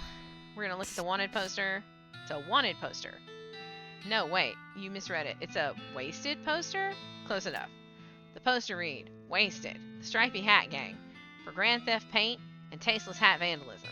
Last seen in the vicinity of Cavern Canyon. 1,000 meat reward. Dirty, rotten paint thieves and low-down, no-fashion sense hat thieves. Hat vandals. Despicable. Want to go after them? Not just now. Alright, so that's what we'll do. When we're ready. Alright. I guess we'll start to explore something. Yeah, Pete seems to give us a mine all the time, which is kind of cool. So let's go to the Shaggy Dog Cave. You encounter an overturned wagon surrounded by ruined books and broken pairs of spectacles. Looks like a family of especially literate homesteaders met an untimely end here. Tragic. Look through the wreckage. You pore over the detritus and manage to find exactly one book that is both undestroyed and remotely interesting to you. You got an item, Advanced Beancraft, Volume 15. So we can read that here, and we can actually learn another bean slinging skill. So this one has Bean Golem, but it also has, there's a recipe for a wall-shaped pile of beans. Looks pretty interesting. Gives Bean Wall, a spell that will create a wall of beans that provides cover from ranged attacks. And then there's an article about butter and an article about beans. And the juxtaposition gives you an idea. Gives Butterbean, a spell that reduces an opponent's muscle, mysticality, and moxie. I think...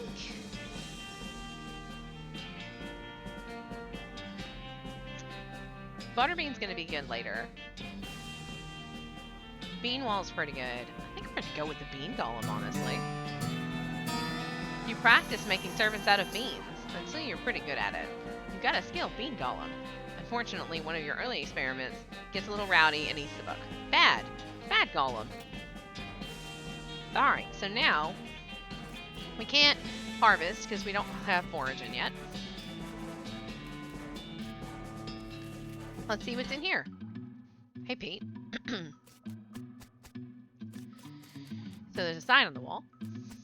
There's a plaque bolted to the cave wall here. A record of the events of the expedition to and into Shaggy Dog Cave, November 1887, is recorded by Jim Plackwright. Okay. Looking around. Here's another plaque. There's a plaque bolted to the cave wall. Having acquired through various and sundry means, a story which is interesting in its own right, but best saved for another time, a map purporting to lead to a large cache of jewels and ingots of precious metals hidden by the infamous highwayman and train robber Black Cole Jr. in the years before the cows came home. I, Jim Plackwright, along with 3 compatriots, these being Nathaniel Wyman, Cyrus Howard, and Douglas Watts, set out to find Shaggy Dog Cave and the aforementioned treasure. There's treasure in here?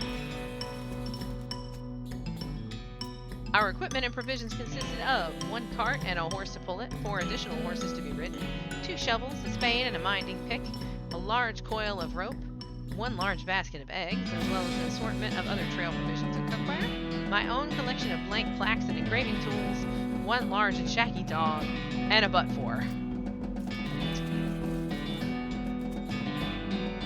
After traveling for 2.5 days to the south and east, south and west, we arrived in a small town named Dirtwater, the largest settlement in the vicinity of Shaggy Dog Cave. Leaving the dog to watch the horses, the 4 of us entered the local saloon and each ordered a beer, except Sai, satisfied with water. The barman provided our drinks as requested and then withdrew a small wooden box from underneath the bar, asking us if we'd care to witness something real interesting. Considering that we still had quite a few hours left to travel, we politely declined, and asked him if he knew the way to Shaggy Dog Cave. He replied that he had never been there personally, but gave us rough directions, which correlated nicely with the notes on our map. We're gonna have to ask the bartender about that box. Upon leaving the saloon, we discovered to our dismay that some unknown villain had tampered with the wagon. Fortunately, the only supplies missing were the butt-for and the entire basket of eggs, apart from one that Doug had concealed within a pocket for safekeeping. We also discovered that the dog had absconded with one of the horses, forcing Nate and Sai, after a draw of lots, to share.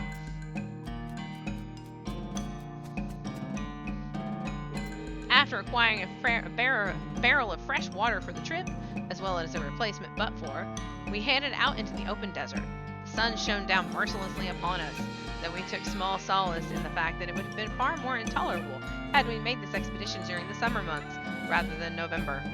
In order to pass the time on the trip and resist becoming dazed from the heat and susceptible to desert mirages, we exchanged stories of our youth, which I will not be retelling here for reasons of length. However, I will relate to you 3 odd occurrences that happened to us during our trek through the desert.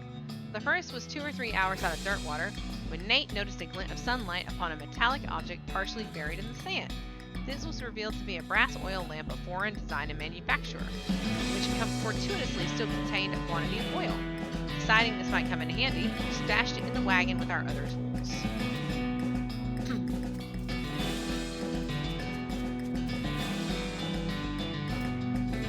Our next encounter was with a nomadic goblin tribesman, who we discovered spoke excellent English. It inquired as to our destination, and we replied that we were looking for Shaggy Dog Cave, though we did not disclose the reason for our journey. The goblin confirmed we were heading in the correct course, and mentioned that he had only a short time earlier witnessed a large, shaggy dog riding a horse in the same direction. We all agreed that this was an unusual sight indeed, and continued on our way.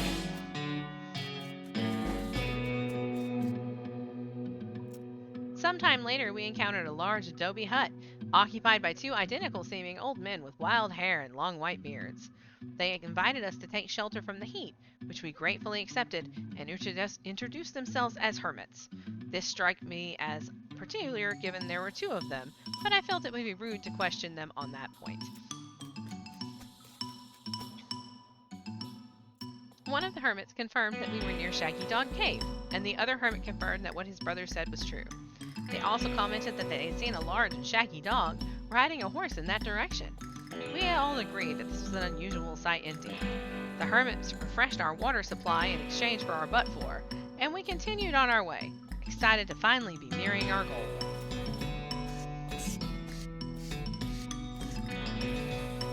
After 2 more hours, we finally arrived at Shaggy Dog Cave.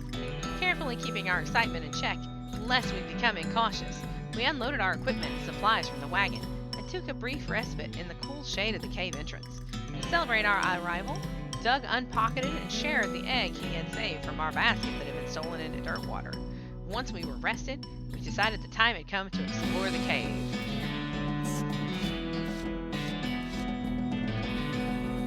Discovering that we had neglected to pack torches, lanterns, or any other light source with which to illuminate the cave, we declared that it was indeed fortuitous that Nate had discovered that antique oil lamp during our travels. He gave the brass a quick shine, and then lit the wick, and we were relieved to discover that it lit easily and provided a very adequate amount of light.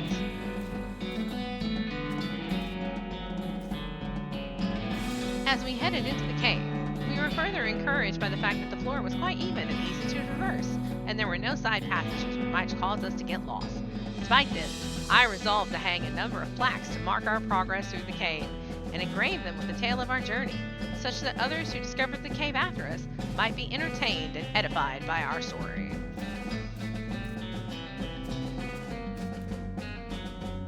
Soon we came to the end of the tunnel. While Nate, Cy, and Doug took turns with the excavation, I completed the last of the aforementioned plaques. It was a matter of perhaps an hour before Cy's shovel had struck a wooden surface with a hollow noise, and we hauled a traditionally styled treasure chest out of the hole with great excitement.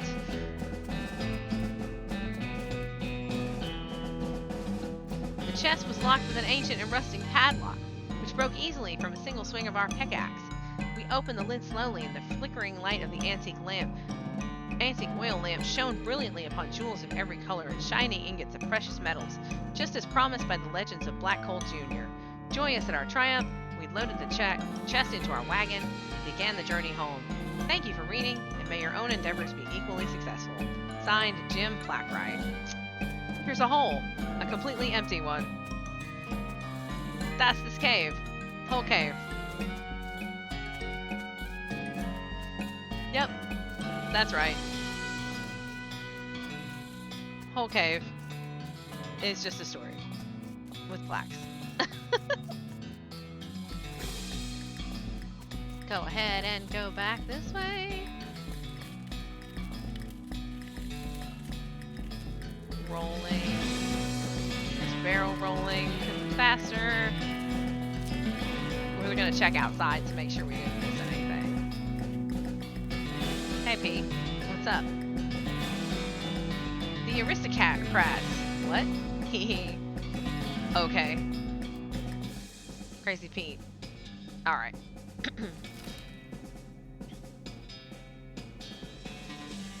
Let's go. No. Let's go to Stearns Ranch. As you're riding along, you see some braided fuses sticking out of a nearby rock. Investigating more closely, you see that someone drilled a hole in the rock and inserted a bunch of dynamite, but apparently lost interest and wandered away without setting it off. Or maybe they were just out of matches. Take the dynamite. 2 dynamite. We'll use that later. Dynamite will be really good against the big cows. So here's the ranch. Haystack, needle. Haystack, needle. Haystack, needle. A burned ranch. Here are some graves. Gwendolyn Stearns, Mary Stearns, Jethro Stearns. Looks like Jethro's bones were dug up by some barman or another. We're gonna search them. Find a charred locket among the blackened bones. You should call it a lucket on account how it was lucky to escape that fire. Gross. Examine it. This lock on this locket reminds you why they call it a locket. Pick the locket. You got a picture. Picture of Mary Stearns. And we examine it. It's a photo of a serious-looking little girl. On the back is written, Mary Stearns, Thanksgiving, 1894. Sad. We'll need that for later. We only have 2 needles left. Oh, between the smoke and the noise, you're guessing that the contents of this outhouse are more dangerous than average outhouse contents. Alright, we're gonna open the door. Cow. Bean golem. We are summoning a bean golem. It's just a big floating bean. We'll just throw that.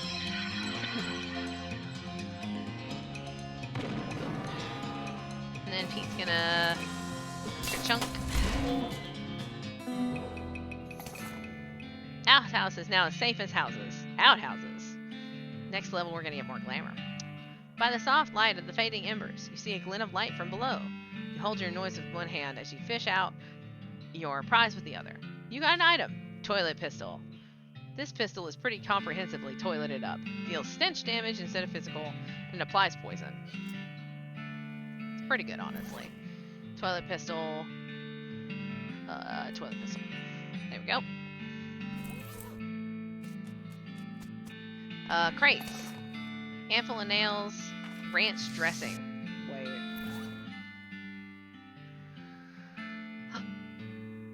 Ranch dressing. This is an amazing poultice. You can apply it to your wounds before you even get them. Increases your maximum HP by 25 for the rest of the day. Handful of nails. Yep. Yeah, so it's a dressing, like a wound dressing, with ranch in it. So it's a ranch dressing. No, get out. Basement or house?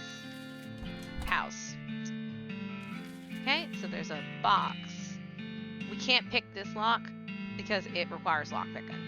So, we're probably going to try to remember that.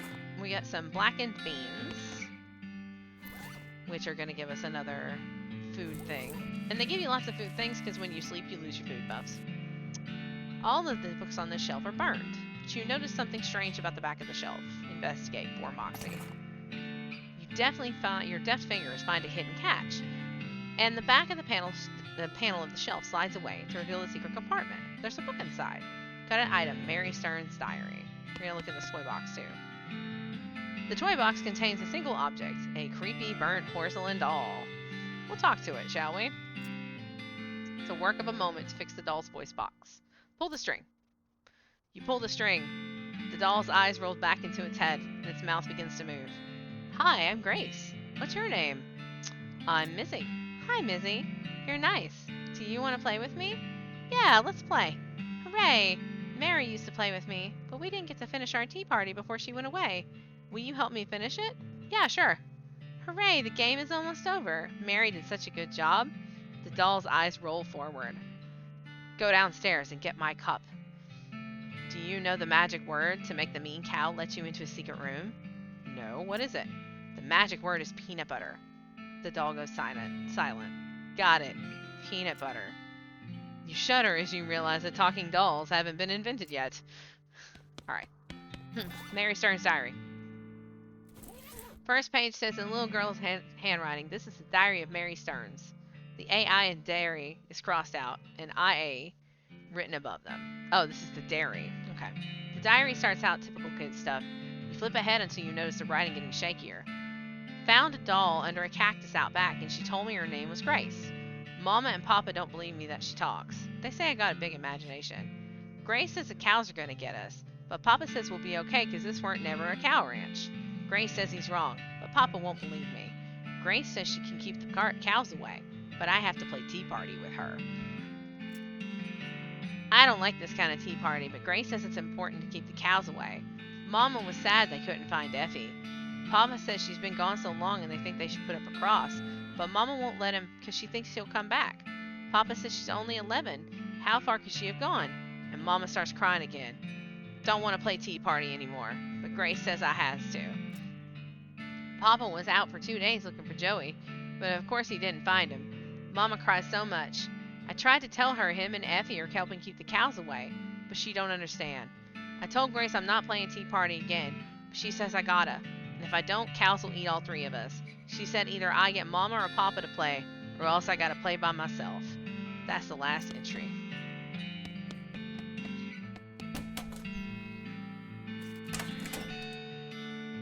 So, Stearns Ranch. Cellar. We don't have safe Kraken, so we can't open that yet. Although, by the way, hopefully I will remember. When we get skills, we will come back and open these things because we're going to grab these. We got jellied escargot and sugar guns, which are going to give us buffs if we eat them, but we don't have stomach room. Okay. Pile of loose boards, and here's the cow. There's a weird cow-shaped stain on the wall. Whisper peanut butter.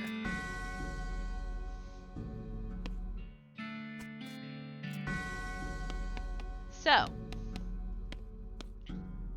atop this sinister-looking altar sits a copper goblet filled with what appears to be blood. So, the last time I did this, I destroyed the goblet because the doll is terrifying. This time we're going to take it. A chill runs down your spine as you touch the goblet of blood. You got an item, goblet of blood. This is a goblet of blood from a cursed altar in a spooky secret basement room. It's probably safe and fine and good. So, anything to say, Pete? What in the Sam Hills that cow face I painted on the wall over there? I was hoping you could tell me. I never seen its like. Give me the willy something fierce, I can tell you that. Yeah, no kidding. Alright, up the stairs. Back into the house. Go talk to Grace. My tea! We can finish our tea party now. Grace's eyes begin to glow. Sure, why not? You carefully pour the blood from the goblet into Grace's mouth. Ah! Grace leaps out of the toy box, laughing maniacally, and climbs the ranch's house's ruined chimney. She turns towards you. See you soon. She leaps to the ground behind the house and scampers off to the northwest. That's probably fine. Sure, it's fine. I'm sure it's fine. I'm sure there's nothing bad that's going to happen from me doing that. Now, we'll go to the snake pit mine because we need snake skins. Anyway. Ooh. You see a streak of fire blast across the sky and land just over the horizon. Ride to the side of the impact and find a meteor. Meteor. Loose pieces. Oh, 728 meat. Nice. I'm gonna go back to town and check for new books soon at some point. Exposed meat vein. So we don't have a pickaxe yet?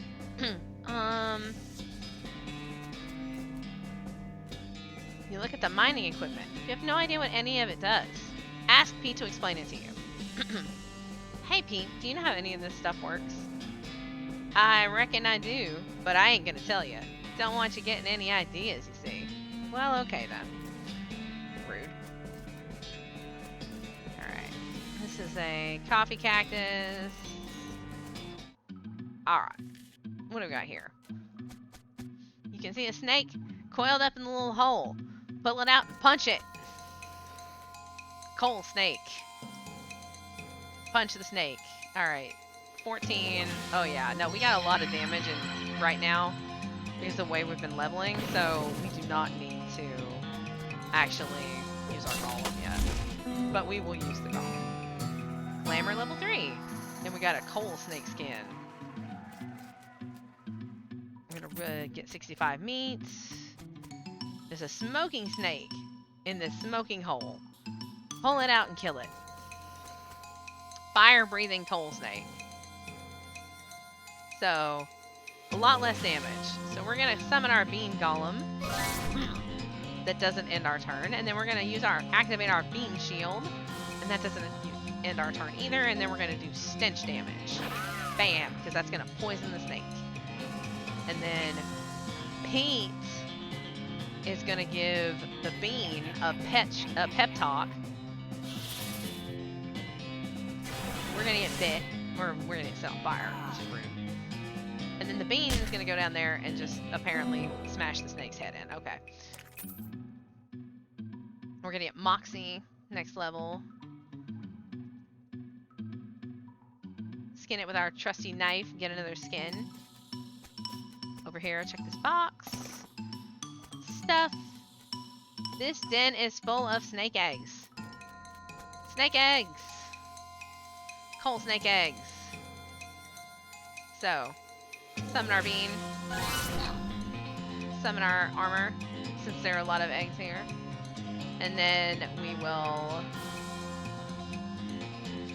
Dynamite is single target, so we will not do that. We'll just shoot it. And have Pete hit one of these. That. And then there's a couple of baby. Here's the baby snakes. Half its damage. So we want this one for a target. It's got 11 hit points. We're gonna use our lava fava on it. Just like that. And then Pete's gonna hit it with his lantern. It's gonna attack the bean and miss. It's gonna attack Pete and not miss. The bean's gonna hit that one and almost kill it. We are going to focus our attack on the one that has less health. And then we're gonna have Pete kill this one. And then the bean is probably gonna attack that one and it may kill it. Very close. That's fine. Go. Bam. Victory. Press any key to continue. Yay, leveled up. There's not enough skin because they're babies. There we go. pickaxe! So now, every time we see veins like this, we can mine it and get meat nuggets. And apparently, because we have Pete with us, we get extra meat. Yeah, Beanslinger is actually really OP, especially if they're balancing the skills out for me. The problem I have right now is that I'm not sure. I need to start probably leveling my secondaries, and I just haven't done it yet, so. Right, Pete, you should tell me how to use this mining equipment. I can apparently choose to explain it to him. Hey Pete, what? I just wanted to tell you about this mining stuff. Okay. So this first machine here, this is an automatic ore crusher. He stares at you blankly. Oh, bye Hermes. Off he goes. He's done with me. We're gonna stop explaining. I would like Pete to explain this to you. But, to explain this to me, but yeah, it's fine. Alright, alright. Alright, we're gonna run back to town. See if there's anything new for sale. It might be that we need to sleep. And if we sleep, we also ooh, that's a store. We're gonna go there, actually. If we sleep, we'll get mail from the postcard that we sent as well. So, that may happen at some point. At first, you're excited because you think this barrel is full of pickles, but they turn out to be novelty rubber pickles. This barrel smells like pickles and looks like an empty pickle barrel. Alright. The woman at the counter stares at you with a huge grin on her face. She gestures at the goods she's got for sale. What you got? Okay, so she's got a lot of stuff. She has lockpicking. We are buying that. So we're buying that, even though... Can you two, Otter and Hermes, can you guys stop having a disagreement right next to my chair? Can of oil, we have one of these. Bar of soap, we don't have one of these right now, but that's fine.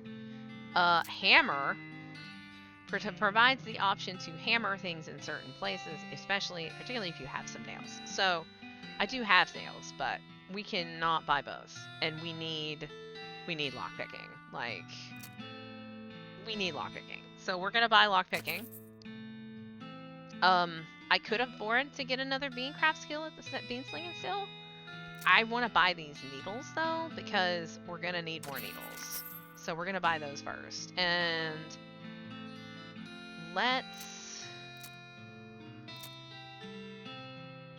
we can actually sell this broken board because we're not using it. So we're gonna sell it. And that gives us enough that we can buy that. Perfect. So, Advanced Beancraft Volume 3.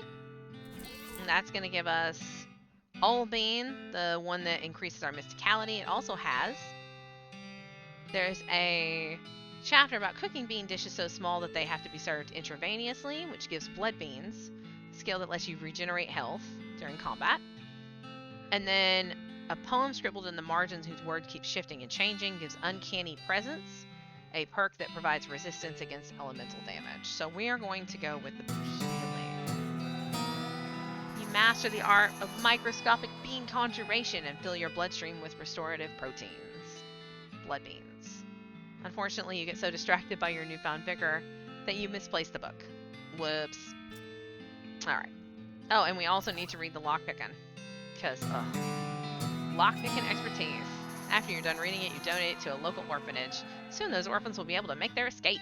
Go, orphans, go! Alright. Now, we are actually going to go back to the Stearns Ranch and go inside the house and pick the lock. We can't do the safe because we need safe cracking. We're going to keep an eye out for that, though, because safe cracking is hard to find. I know, right? The books just disappear. I'm really bad about handling the books that I finished reading. It's unfortunate. It's not true of my real life. I mean, holy carp, how many books there are in this room. Okay, pick the lock.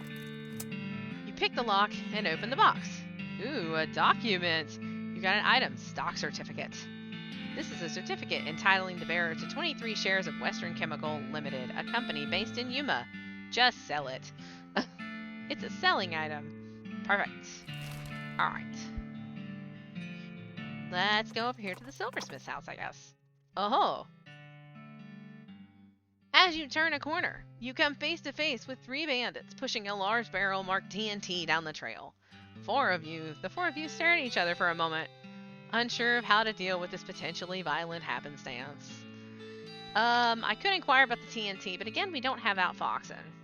I'm gonna have to look at the skill thing. I think I really want to level up my outfoxing next. I'll turn off the auto level and then get the XP for outfoxing and then turn it back on. Alright, but we're gonna fight them. Bandits! We got bandits. I've got a rock in front of me, so I don't even need like a whatever. So we're gonna cast a spell. We're gonna get the bean, get our bean golem out here, and then we are going to cast our bean shield. And then we're gonna throw. Can I throw at the TNT? We're gonna throw the lava fava at the TNT, and we're gonna see if that can kill him. I don't know if that's gonna work, but we're gonna find out. It's an interesting idea. Did not work. But it also doesn't tell me if the TNT barrel has... like, I want to hit the barrel with paint. Like, I feel like I'm making a bad decision here. We're gonna do it anyway, whatever.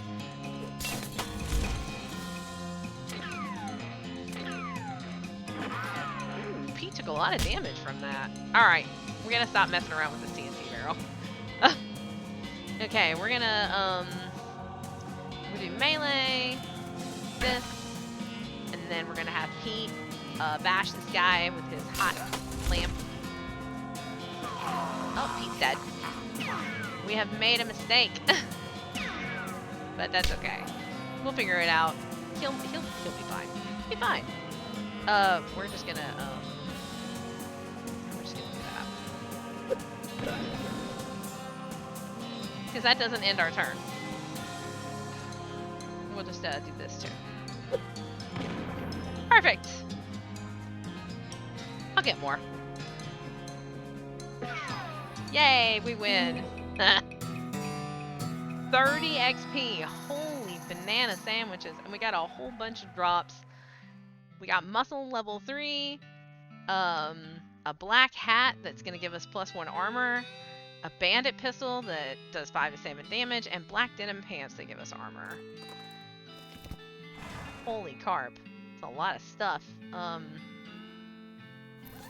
So the hat we're using gives us +1 mysticality. I'd rather have that.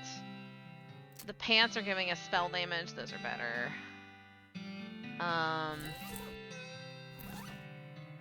The bandit pistol's 5 to 7. I mean, it's better than the toilet pistol, but the toilet pistol poisons. So the toilet pistol is better in a lot of ways. I mean, it is. It is a cool looking hat. I mean, it's pretty cool looking. But we like having that extra point of mysticality. Okay, also, we just leveled up. So we're going to turn this off because we want a point of outfoxing because we were just talking about, well, we wanted outfoxing. So, do this. There we go. Alright. Silver bullet making apparatus, help yourself. So, I have a silver nugget and I have silver cufflinks.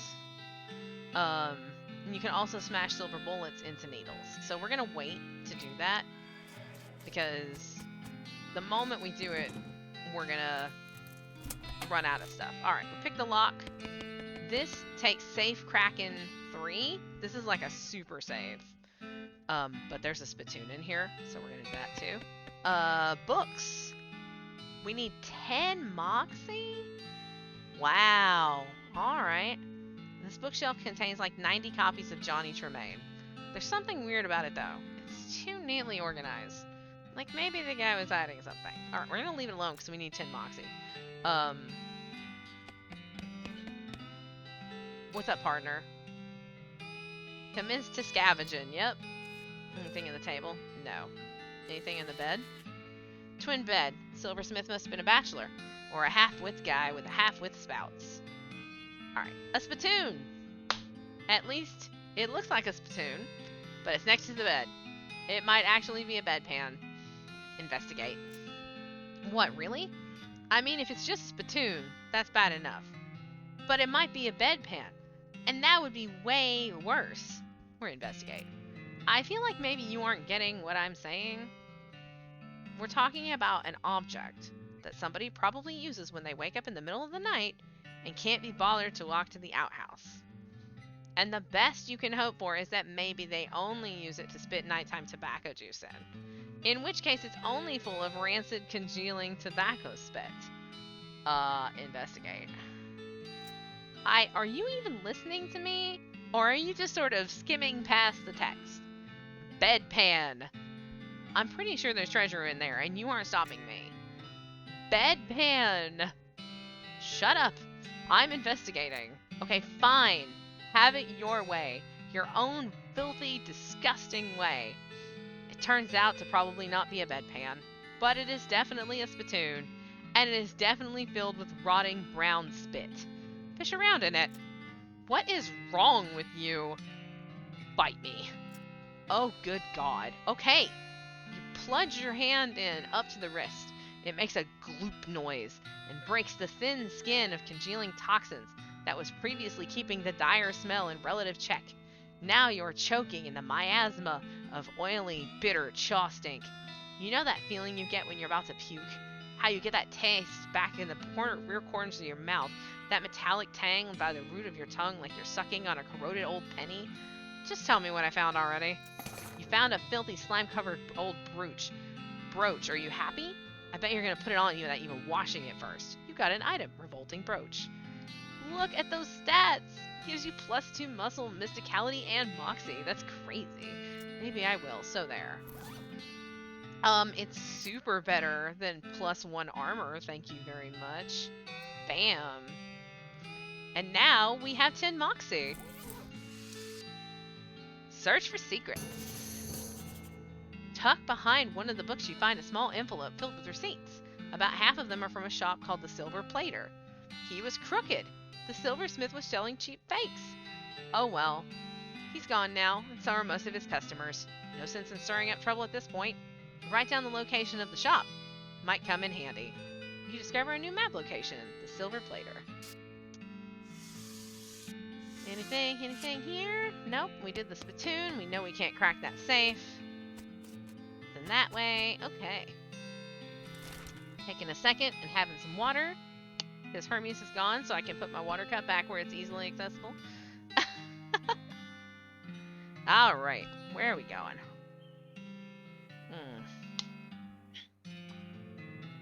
What we got? Coal Ridge Mine's up there. The Silver Plater is way up there. Let's go way up there. Why not?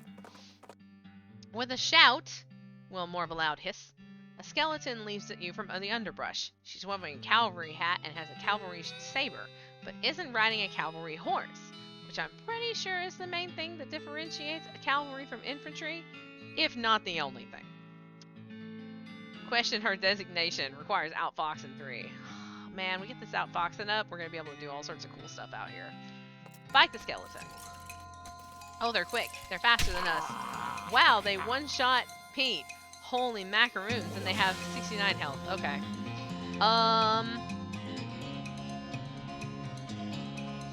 So we're gonna waste the rest of our dynamite chipping away at this guy's health. So first thing we're gonna do is Beam. Second thing, Beam Shield. Bam. Third thing, Dynamite. And Dynamite.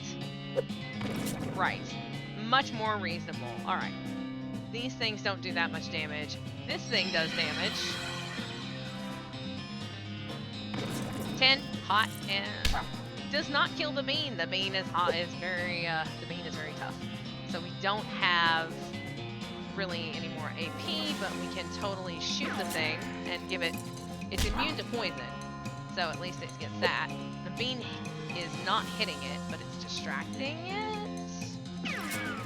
I'm hoping that we can survive. How many hit points do we have? We may die here.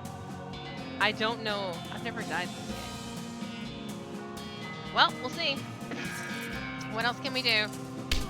11 HP. Okay. He may be... Oh, and I regen. I think I can kill it before it can kill me. Unless it crits. Ow. It's fine. It's fine. We're fine. We're fine. Oh, see? We're fine. Everything's fine. We're good. We get 20 XP and an old cavalry hat that gives us 2 armor and 4 muscle. That's tempting. That's pretty tempting. Oh, everything's fine. We're totally fine. Completely fine. We have enough XP to level up our outfoxing. Oh, I didn't know that wary was a thing that you level up. Oh, that's amazing. Alright. We're gonna level up our outfoxing. Just like that. And we have, we still have a little bit of XP. So, let's actually put a point in our region so that we regen more. So that'd be good. Alright. Now we get some more XP, we'll level up our skills. What's up, Pete? There's a mine in these parts. I worked for a bit. I'm only telling you so you can steer clear, though. Something wrong with it? It just ain't no good. You discovered a new map location. Lost Dutch Oven Mine. Yeah, the train. Okay. So the silver plater. Wizard's a little too thick to wander through. Let's go. Howdy. What can I do for you? Well, do you have a menu? A menu? What are you talking about? Isn't this a walk-up style restaurant? What? No. I'm a silver plater. I plate things with silver, you know? Oh, I thought your sign was... Never mind. The man grins, revealing a full set of silver-plated teeth. So, you need something plated? What are my options? He looks up and down. Well, silver plating anything costs at least 500 meat. And you don't look like a gal who does that kind of meat. I kind of resent that. But also, you're right. I'll come back when I'm wealthier. Yeah, because we're broke right now because we bought all those books. It's fine, we'll get more meat. Spooky horse. All we need to do is go hang out in mines for a hot minute and we'll get plenty of meat. Well, he doesn't want us. Pete doesn't want us to go here. Also, this area up here is terrifying. I think this is like a harder area, so we should like come back down this way. Unis takes a weird turn somewhere, and you find yourself completely surrounded by old dead trees. Where are you? A gray mist closes in on you as Unis marches confidently forward through the gnarled and ancient forest. You shudder. Unis stops. Through the fog ahead, you see a shape. You dismount to investigate, and it reveals itself to be the shape of a pedestal, topped with the shape of a book. Take the book. A chill runs down your spine as you touch the book. You got an item. Introductory Next. So, this is these are, necromancy books. Now, the last time I played through, I got some of these, but I didn't use them because if you have Doc Alice and you try to do necromancy stuff, she gets real mad at you. So, I mean, we could sell the book, but, you know, whatever. This seems like it's probably pretty dangerous. Are you sure you want to read it? I mean, yes. Okay, it's your funeral. Whatever, Grandma. You cannot see the words on the pages, but you can nevertheless read them. Your mind becomes stained with grim secrets. You got a skill, Grin and Skull. As you turn over the last page, the book vanishes in a puff of black smoke. Skulls are scary, and ghosts are scary, so you know it would be double scary? Yes, you do. So, that does 10 spooky damage, and it costs 1 AP. Yay, new skills. Alright. So it's for cowardice. Can't wait until we have foraging so we can like forage all these things and then sell them. Fort Cowardice is here. If you have binoculars, you can use them here to find new locations easier. Alright, Fort Cowardice. This cabinet is mostly empty, but there are a handful of boring personnel records in the back of one drawer. Examine them. They are incredibly boring. No, really, I want details. Fine. You read one. First Lieutenant Rowena Hubbard, 9th Cannoneer Division, pay grade. Birth, December.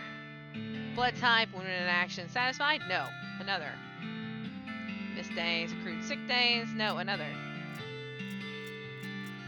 Aha! Now you're just looking at the same ones you read before. What is wrong with you? I can't get enough. Okay, we're done. This was once a reception desk, but now the most appropriate thing for it would be to receive a free trip to the dump. Let's see if there's anything. We'll take the mess, which is food and military whiskey. Gross. The stove's beyond cleaning. It's a spice rack. Little green unlabeled jars. Hopefully this is the stuff the chef was looking for. You got a shaker of saltpeter. Okay? Cupboard is bare. Also, it's not really a cupboard. In general, this is a door. More specifically, it's the door of the general's office. Even more specifically, it's the locked door of the general's office. We need lock picking and a needle. Bam, done. Oh, look. It's a goblin.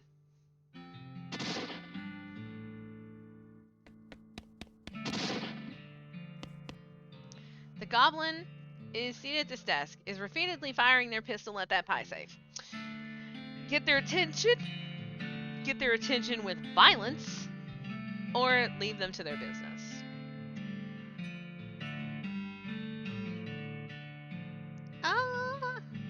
I mean, we could just kill them. Get their attention. Say, what are you doing? Shooting pies.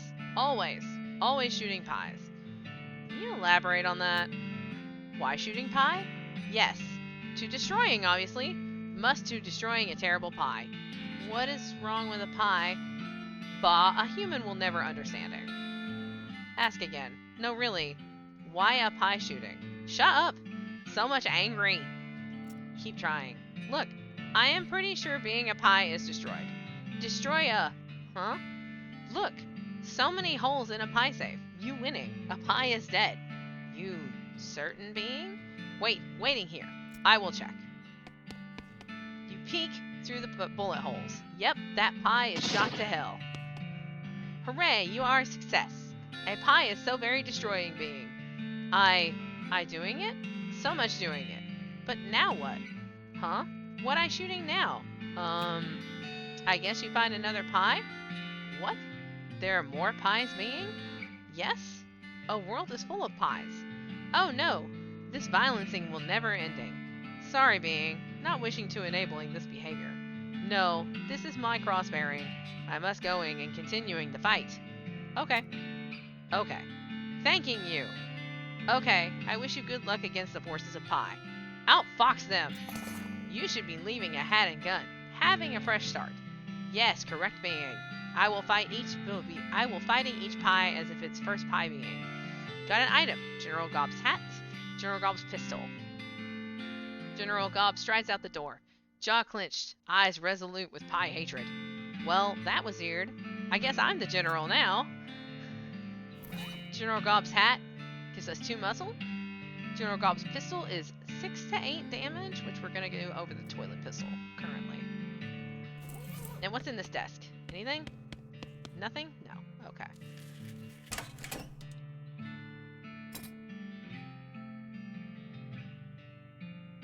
Unspent XP 8. Okay. Well, mess hall done. You hear the sounds of several goblins snoring inside this tent. Well, the only option we have is to fight them or leave them alone. So we're going to fight them. Of course we are. A tough-looking goblin, a noxious goblin, a noxious goblin. Okay, so we've got our Grinning Skull, which does 17 spooky damage. That's crazy. Okay, Bean Golem. And Bean Shield. And then we're gonna flip and throw our... Okay, so this is 12 and this is 17. We're gonna throw our Spooky Skull. And then we're gonna have... I know, right? It's because I have buffs. I have buffs to my magic. Pete's gonna pep top the bean. Let's bark at the moon, this flame jumper. And then Pete's probably gonna get shot. Ow. No, they're gonna shoot me. That's rude. Alright, that guy's dead. And then we're gonna shoot the noxious one. Pete is gonna take his lantern and slap him in the head. Like this guy. Bam. So that when they shoot him, he's at least contributed something. Pete, you're so squishy. It's fine. And then I will shoot this guy up here. And they will shoot me. Oh no. And then my bean will be like, bam. And now you're dead. 30 XP. Lovely. You've heroically defeated the sleeping goblins who were guarding their beds. Head into the tent. This footlocker is empty. We're gonna... An unlocked footlocker. I guess that just makes it a footer.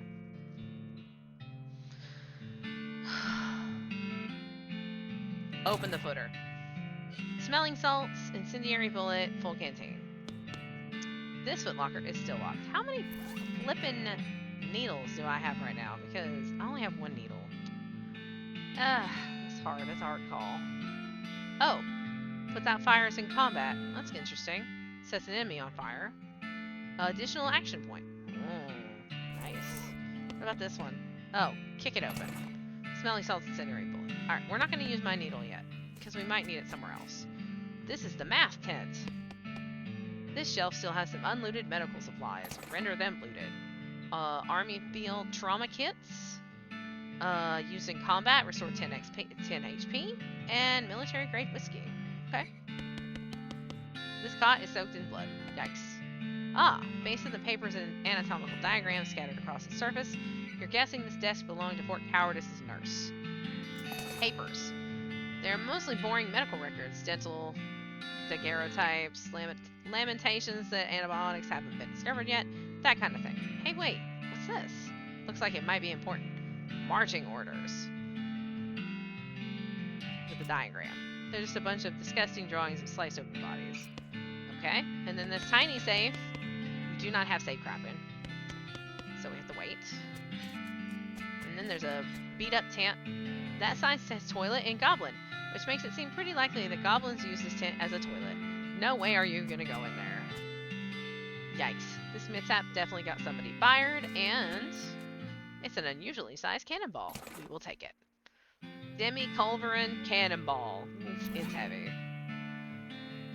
This cannonball is made to fit a demi-culverin, a cannon with a bore diameter of 10 centimeters. No demi less, no demi more. No demi more. Okay. Do-do-do-do-do. Okay. Yeah, right? Hello. Alright, so... let's see. We have so much junk in our bags right now. It's insane. How much junk we have in our bags right now? It's way too much stuff. You know what? Let's go back to Dirtwater. I guess I could go to Button Willows to see... oh, look! More free dynamite! 3 pieces of dynamite. Good thing I used up all my dynamite on the cavalry guy, so we could just get new dynamite for free. Dirtwater Mercantile. I'm not buying, though. I know, right? Oh my god. So terrifying. I'm not ready, actually. Can of infinite beans. I'm already wearing this. Oh, that's right. Yeah, sure. I'll be back. I'm done in like 24 minutes-ish, and then assuming that the vaccine does not start actually absolutely kicking my butt in the next 3 hours, I'll be back at 7 PST. So 3 hours from 24 minutes from now. Yikes. So cool beans. Okay, so let's go take a bounty. That's what I want to do with my time.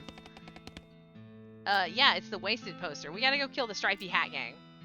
We're gonna go kill the Stripey Hat Gang. Got it. Can we take this one too? It's a wanted poster, or a wanted poster, if accuracy is important. Wanted, the House in the Desert Gang, for mortgage non-payment, squatting, and general public nuisance. Also for murdering 2 collection agents. Last seen at the House in the Desert. 500 meat reward. Yes. Okay. Stripy Hat. Stripy Hat Gang. Off we go. Stripy Hat it is. Desert House. Cavern Canyon. Ta-da! You noticed a smoldering hole in the ground and recognize it as the habitat of the southeast western coal snake. They keep to themselves mostly, but they're also known to enjoy a fight if one is thrust upon them. Thrust one upon it. Hello, snake. You have 21 health. I'm not worried about you. You're not terrifying to me. Alright, so really we're just gonna go spooky and then have Pete smash him in the face. Like that. Done. Yay, 10 XP. We got an item, snake spleen. You can use it to set people on fire. Love it. And then we got our, apparently we can put our coal snake skin on our hat and get 3 moxie from that. Absolutely gonna do that. Boop. Because we have more if we change hats. Alright, danger, spider. So we're not going in there. The spiders are bad. This cave door has been boarded up. Pry off the boards. We'll do that in a second. And then we've got one here. So we're going to pry off the boards here. Boop. Those boards can't hide from your prying eyes or your prying crowbar. Okay, so danger, spider.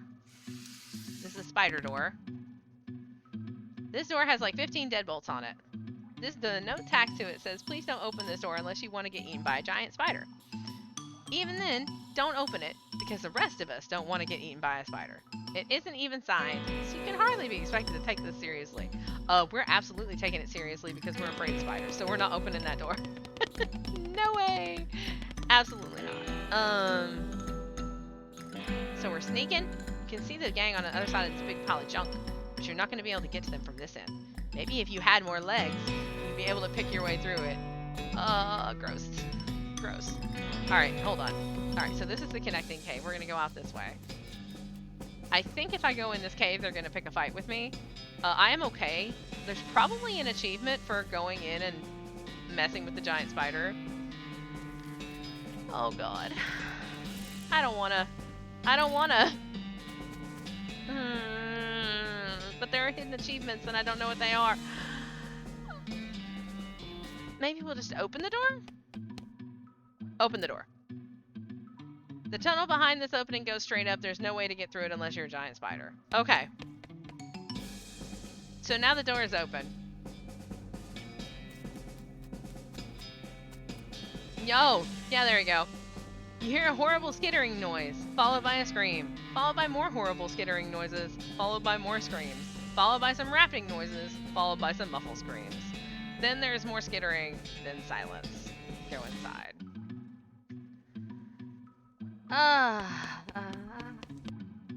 The gang has been prepped for spider consumption.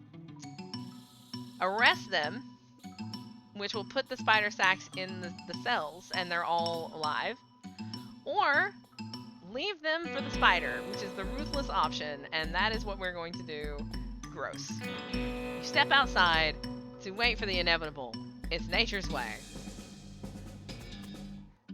Okay, and now we came back in. And now they're bones. The remains of a group of outlaws tragically killed by a giant spider. There's a tattooed tooth in one of the skulls. Take it. It comes out real easy like. Spider venom must have loosened things up. You got item, tattooed tooth, which we will need to prove that we have murdered them. And now there's more stuff. So, danger, kitchen. There's a guy in here. This poor chef is chained to the wall. His eyes widen as you approach. Hey, you're not one of them. Are you here to rescue me? Sure. Oh, thank goodness. He thrusts his hands into yours and shakes vigorously. I'm Doug. Nizzy. How you do, Doug? Well, I've been chained up in this dank cave for weeks, cooking for the stripy-hatted idiots. That sounds awful. You wanna know the worst part? There's a perfectly good oven 8 feet to my right, and a shelf of perfectly good ingredients 8 feet to my left. How is that the worst part?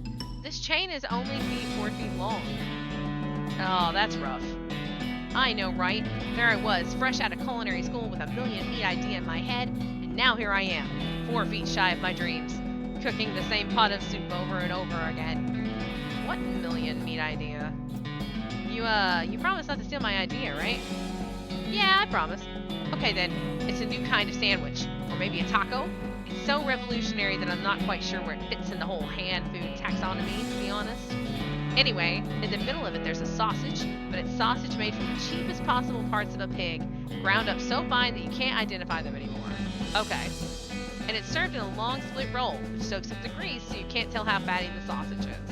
And the best part, you ready for the name? You ready to hear the name? Sure. I call it the Hot Dog.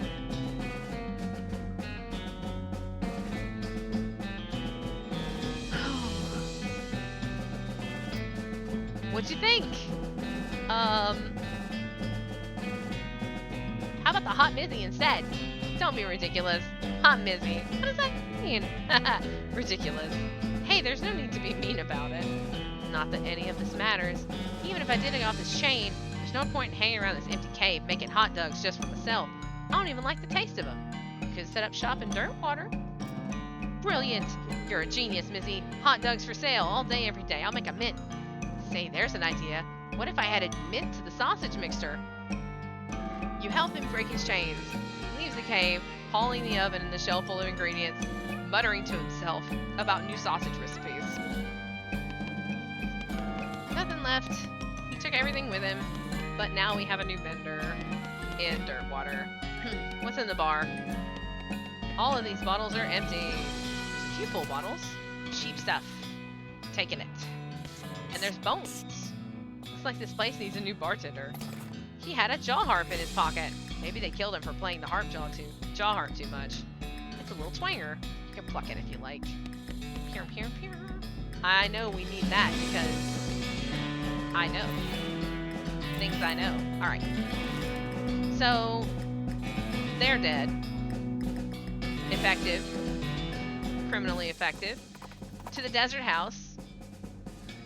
Oh, off to one side of the trail you see a covered wagon and a small family of settlers who look upset. You folks okay? We're on our way to Dirtwater, but our wagon went and broke down on us. That's rough. You're liable to get attacked by bandits out here, or snakes, or coyotes, or ghosts, or other things that basically live exclusively on stranded travelers. Isn't there something you can do to help us? Yeah, I'll give them a ride to Dirtwater. Alright, I'll give you a... Wait a minute. You've got 2 horses hitched to this wagon. Why don't you just ride the horses? What? You know how to ride a horse, don't you? Just ride to Dirtwater. But these are cart horses. Oh, for the love of... You know what? You help the confused settlers figure out how to sit on the back of a cart horse and lead them back to Dirtwater on a rope. XP. Gain 20 XP. Sigh. That takes us to Dirtwater. That's fine. We're going to look at this. Because we have unspent. We have 68 unspent XP. So, if we do Dickerin, that's going to give us more of a discount. If we do lockpicking, well, we can't do lockpicking yet. We need 400. Hellbender is going to give us more damage. We could also do Bean Shield or Lava Fava to make double the damage of Lava Fava, which might be really nice. You know what? We're gonna actually do both of these, and that's good. We need like 100 XP for level 3 outfoxing, but that's totally fine. Turn this on for a hot minute. Alright. Where the heck was I? We're gonna check the store since we're here. I have to sleep, I think.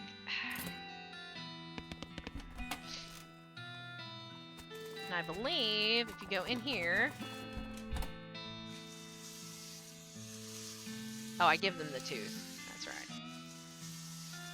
So, give her the tattooed tooth.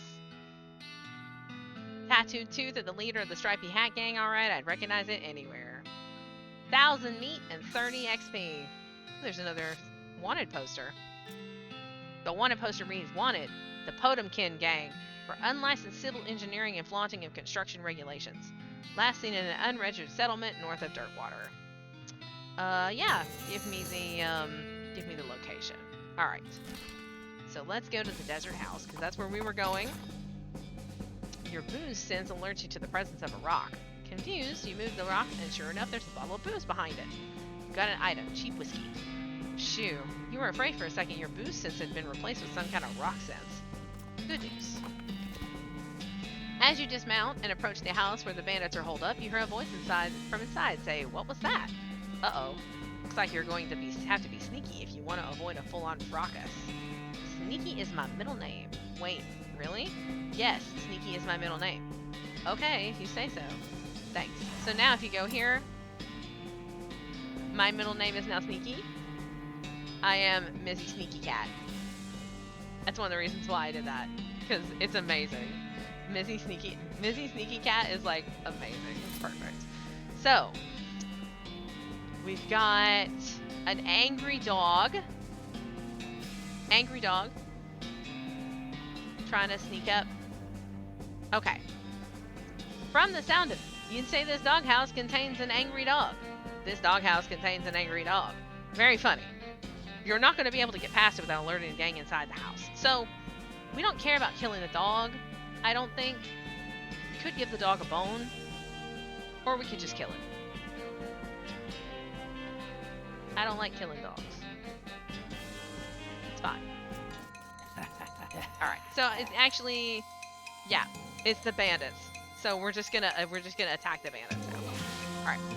This now does 16 damage. Crazy. Alright. Bean Golem.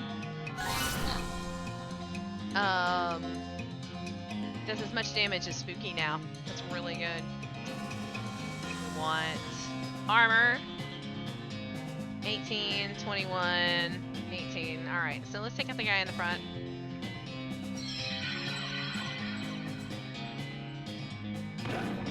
There we go, and then Pete is going to Lantern Bash that guy.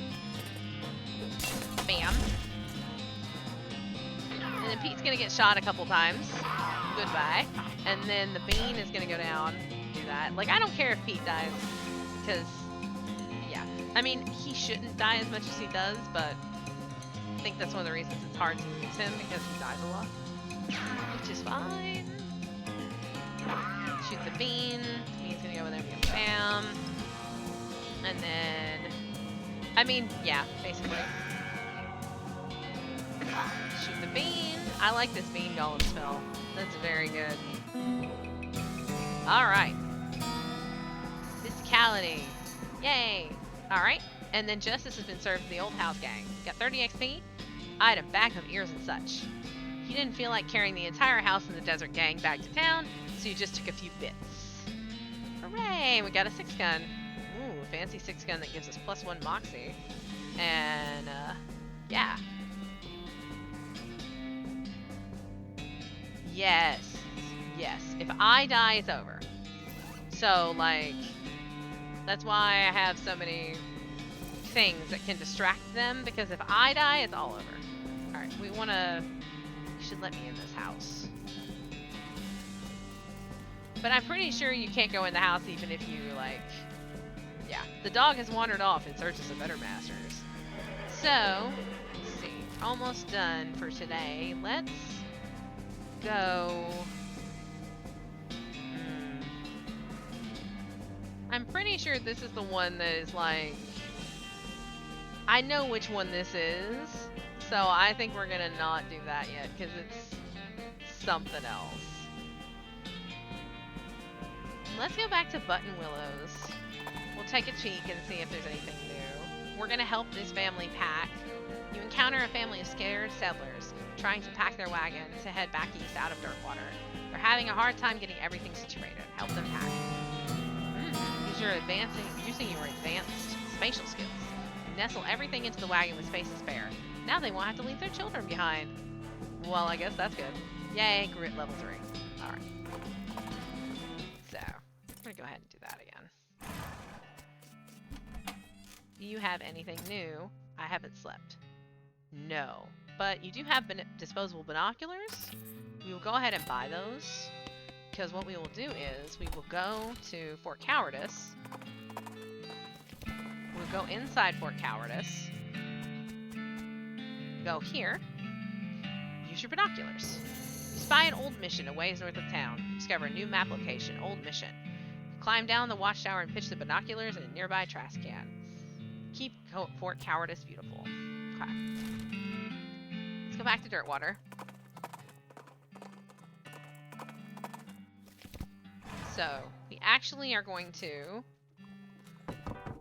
go up here. We're going to sleep in the bed.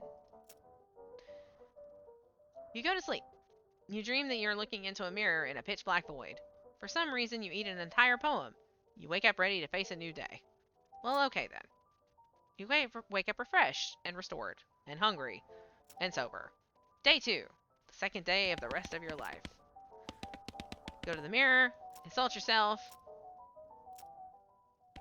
Get 2 levels of angry, because we can get 2 levels of angry now.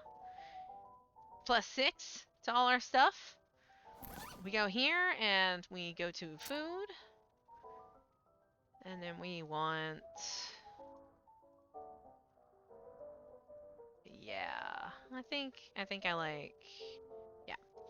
So, muscle... Moxie... Mysticality... What are we at? We got lots of military grade. That's all of them. We're gonna drink this tainted milk, actually. This stuff is definitely not safe to drink. Oh, okay. Can't drink that yet. Alright.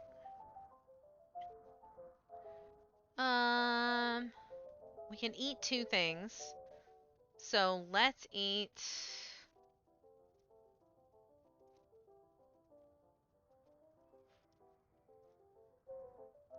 Eat this, jelly escargot. You open the candy, all of the escargot. Gain an effect, escargot sophistication. Now it's escargon. Whew. And then that, and then we're gonna go ahead and get more muscle, because muscle also, determines how much damage you take. So, you drink the cheap whiskey. It reminds you of college. College Rather, your buddy from grade school who died of cirrhosis. Grade school, Kansas, where you once spent a summer at camp. You gain an effect, whiskey machismo. Ah, memories. Okay, so we can eat one more thing.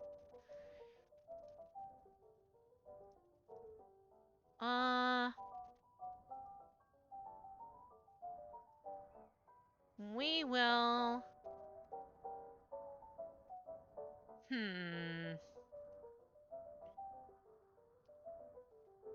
We'll go ahead and drink the Mysticality one. 1 tequila, 2 tequila, 3 tequila floor. Just kidding. You actually stopped at 1 tequila. It did taste kind of like a floor, though. Good floor. And then we will go ahead and eat the blackened beans. You eat the beans. Fire spreads outward from your belly. So we get more spell damage. Alright. And then we have spleen. But we don't have potions, really. So... Now, we have many buffs. So we'll get more done today. We're going to ask this guy about the box. I heard you had something interesting back there. I'm not sure what you're talking about. Maybe my info's too old. I found a note from some travelers that passed through here about 8 years ago. Oh, yeah, that was a previous bartender. He had a little trick he used to offer to show people. That's what got him fired eventually. That senator's wife wasn't amused. He rummages around under the bar for a minute, and then blows the dust off a tiny piano, about 8 inches tall. Here, you can keep the piano, so long as you don't ask me about the trick. Thanks. We got a miniature piano. It's a miniature piano. It'd be the right size for a foot-tall tickler of the ivies, but the winding key on the side seems to indicate it plays itself. Use it. The piano isn't playing right now. Want to turn it on? Yes. The piano isn't playing right now. You wind up the crank and the piano starts tinkling merrily. So merry. So tinkly. So we can just carry this music around with us. So, when we're not in the bar, we can have bar music. if we so desire to have bar music. Alright. No, this person's hurting. This guy looks like he's in a lot of pain. Check on him. You okay, buddy? Pretty sure my leg is broken, so no. What happened? Traffic accident? No, it just sort of broke all of a sudden. I guess I don't get enough vitamins or whatever. Good nutrition can be difficult in this day and age. I'm gonna need some medicine for this. Can you help me? Sure. Thank you. There's a mission up north. The nuns there run a little hospital and sell medical supplies. Can you get me some broken leg pills? You discovered a new map location. Rescue mission. Okay, coming right up. Alright, so the mercantile. You got anything new today? No, but we are going to buy these. Perfect. And then we're going to go to the post office. Hi, I'm Mizzy Cat. Any mail for me? Yes, actually. Package came for you. Here you are. You got an item package from Rufus. I had a cat named Rufus once. He was a very sweet boy. He was a dumpster baby. I found him at the gas station that was near my house, living right next to the dumpster. He was from a house full of cats up the hill that never took care of their cats, and they all lived outside. And he was so sweet. I just bought a can of cat food inside the gas station, and I fed him, and he was starving. And I just picked him up and put him in my car and took him home. Because he was malnourished and skinny and stinky and unhappy, and I just picked him up and took him home. Very sweet baby. Very sweet. We're going to open this package. Dear sis, I found this and thought it might help you not die. He sent us a Beancraft book. Okay. Ooh, so we got the Mysticality increase and we got the Butterbean. Yeah, okay, but then we also have Great Northern Blizzard. A spell which deals cold damage to all of your enemies? Hello. You study the bean dessert recipes and practice conjuring up various configurations of frozen beans. Unfortunately, at some point the book got completely covered in a snowdrift, and now it's all soggy and ruined. Aw. Well, we tried. And then we'll go to jail and drop off our bag of eyeballs and whatever. Well, this certainly is a bag of severed ears and teeth and such. Which game was this? The House in the Desert Gang. I'll take your word for it. Good job. Meat XP. Thanks a bundle. D8 XP. Just getting we're gonna get some XP together so we can do another level, I think, in probably an outfoxing.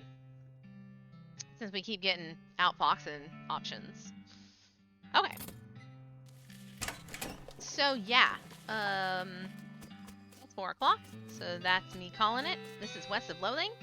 I love this game. You're going to see more of this game. I'm going to be playing this game on Fridays for a little while, because I love it.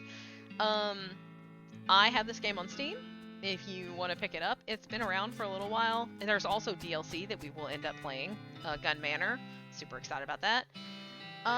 Yeah, assuming the vaccine does not totally kick my butt, I will be on later for the late night chill stream of House Flipper, where we will spend the entire stream flipping a house, because that's what we do. And yeah, so thanks so much for coming out and watching the stream today. Don't forget, I have series running on YouTube if you really want more of my content. Can't get enough. All of my old streams get uploaded there too. I have a Facebook and a Twitter and an Instagram and all those good kind of social things, so you can follow me there too. And yeah, if you have any suggestions or anything like that, just hit me up on one of my socials. The road to 50 followers, we're getting there. Tell your friends if you think they'd like my content. Tell them to come follow me. I would really appreciate it. So we gotta get that push, make that hustle. Alright folks, I've had a good day. This has been good. I will hopefully see you later. I'll make an announcement on my socials if I do not feel up to it for the stream tonight. And then tomorrow's Catterday, so we'll be doing Cat Tales. So yeah, thanks so much for watching, and I hope you have a good day. Make sure you drink lots of water, like me. You eat something solid, and try to stay chill. Thanks for coming out. Bye!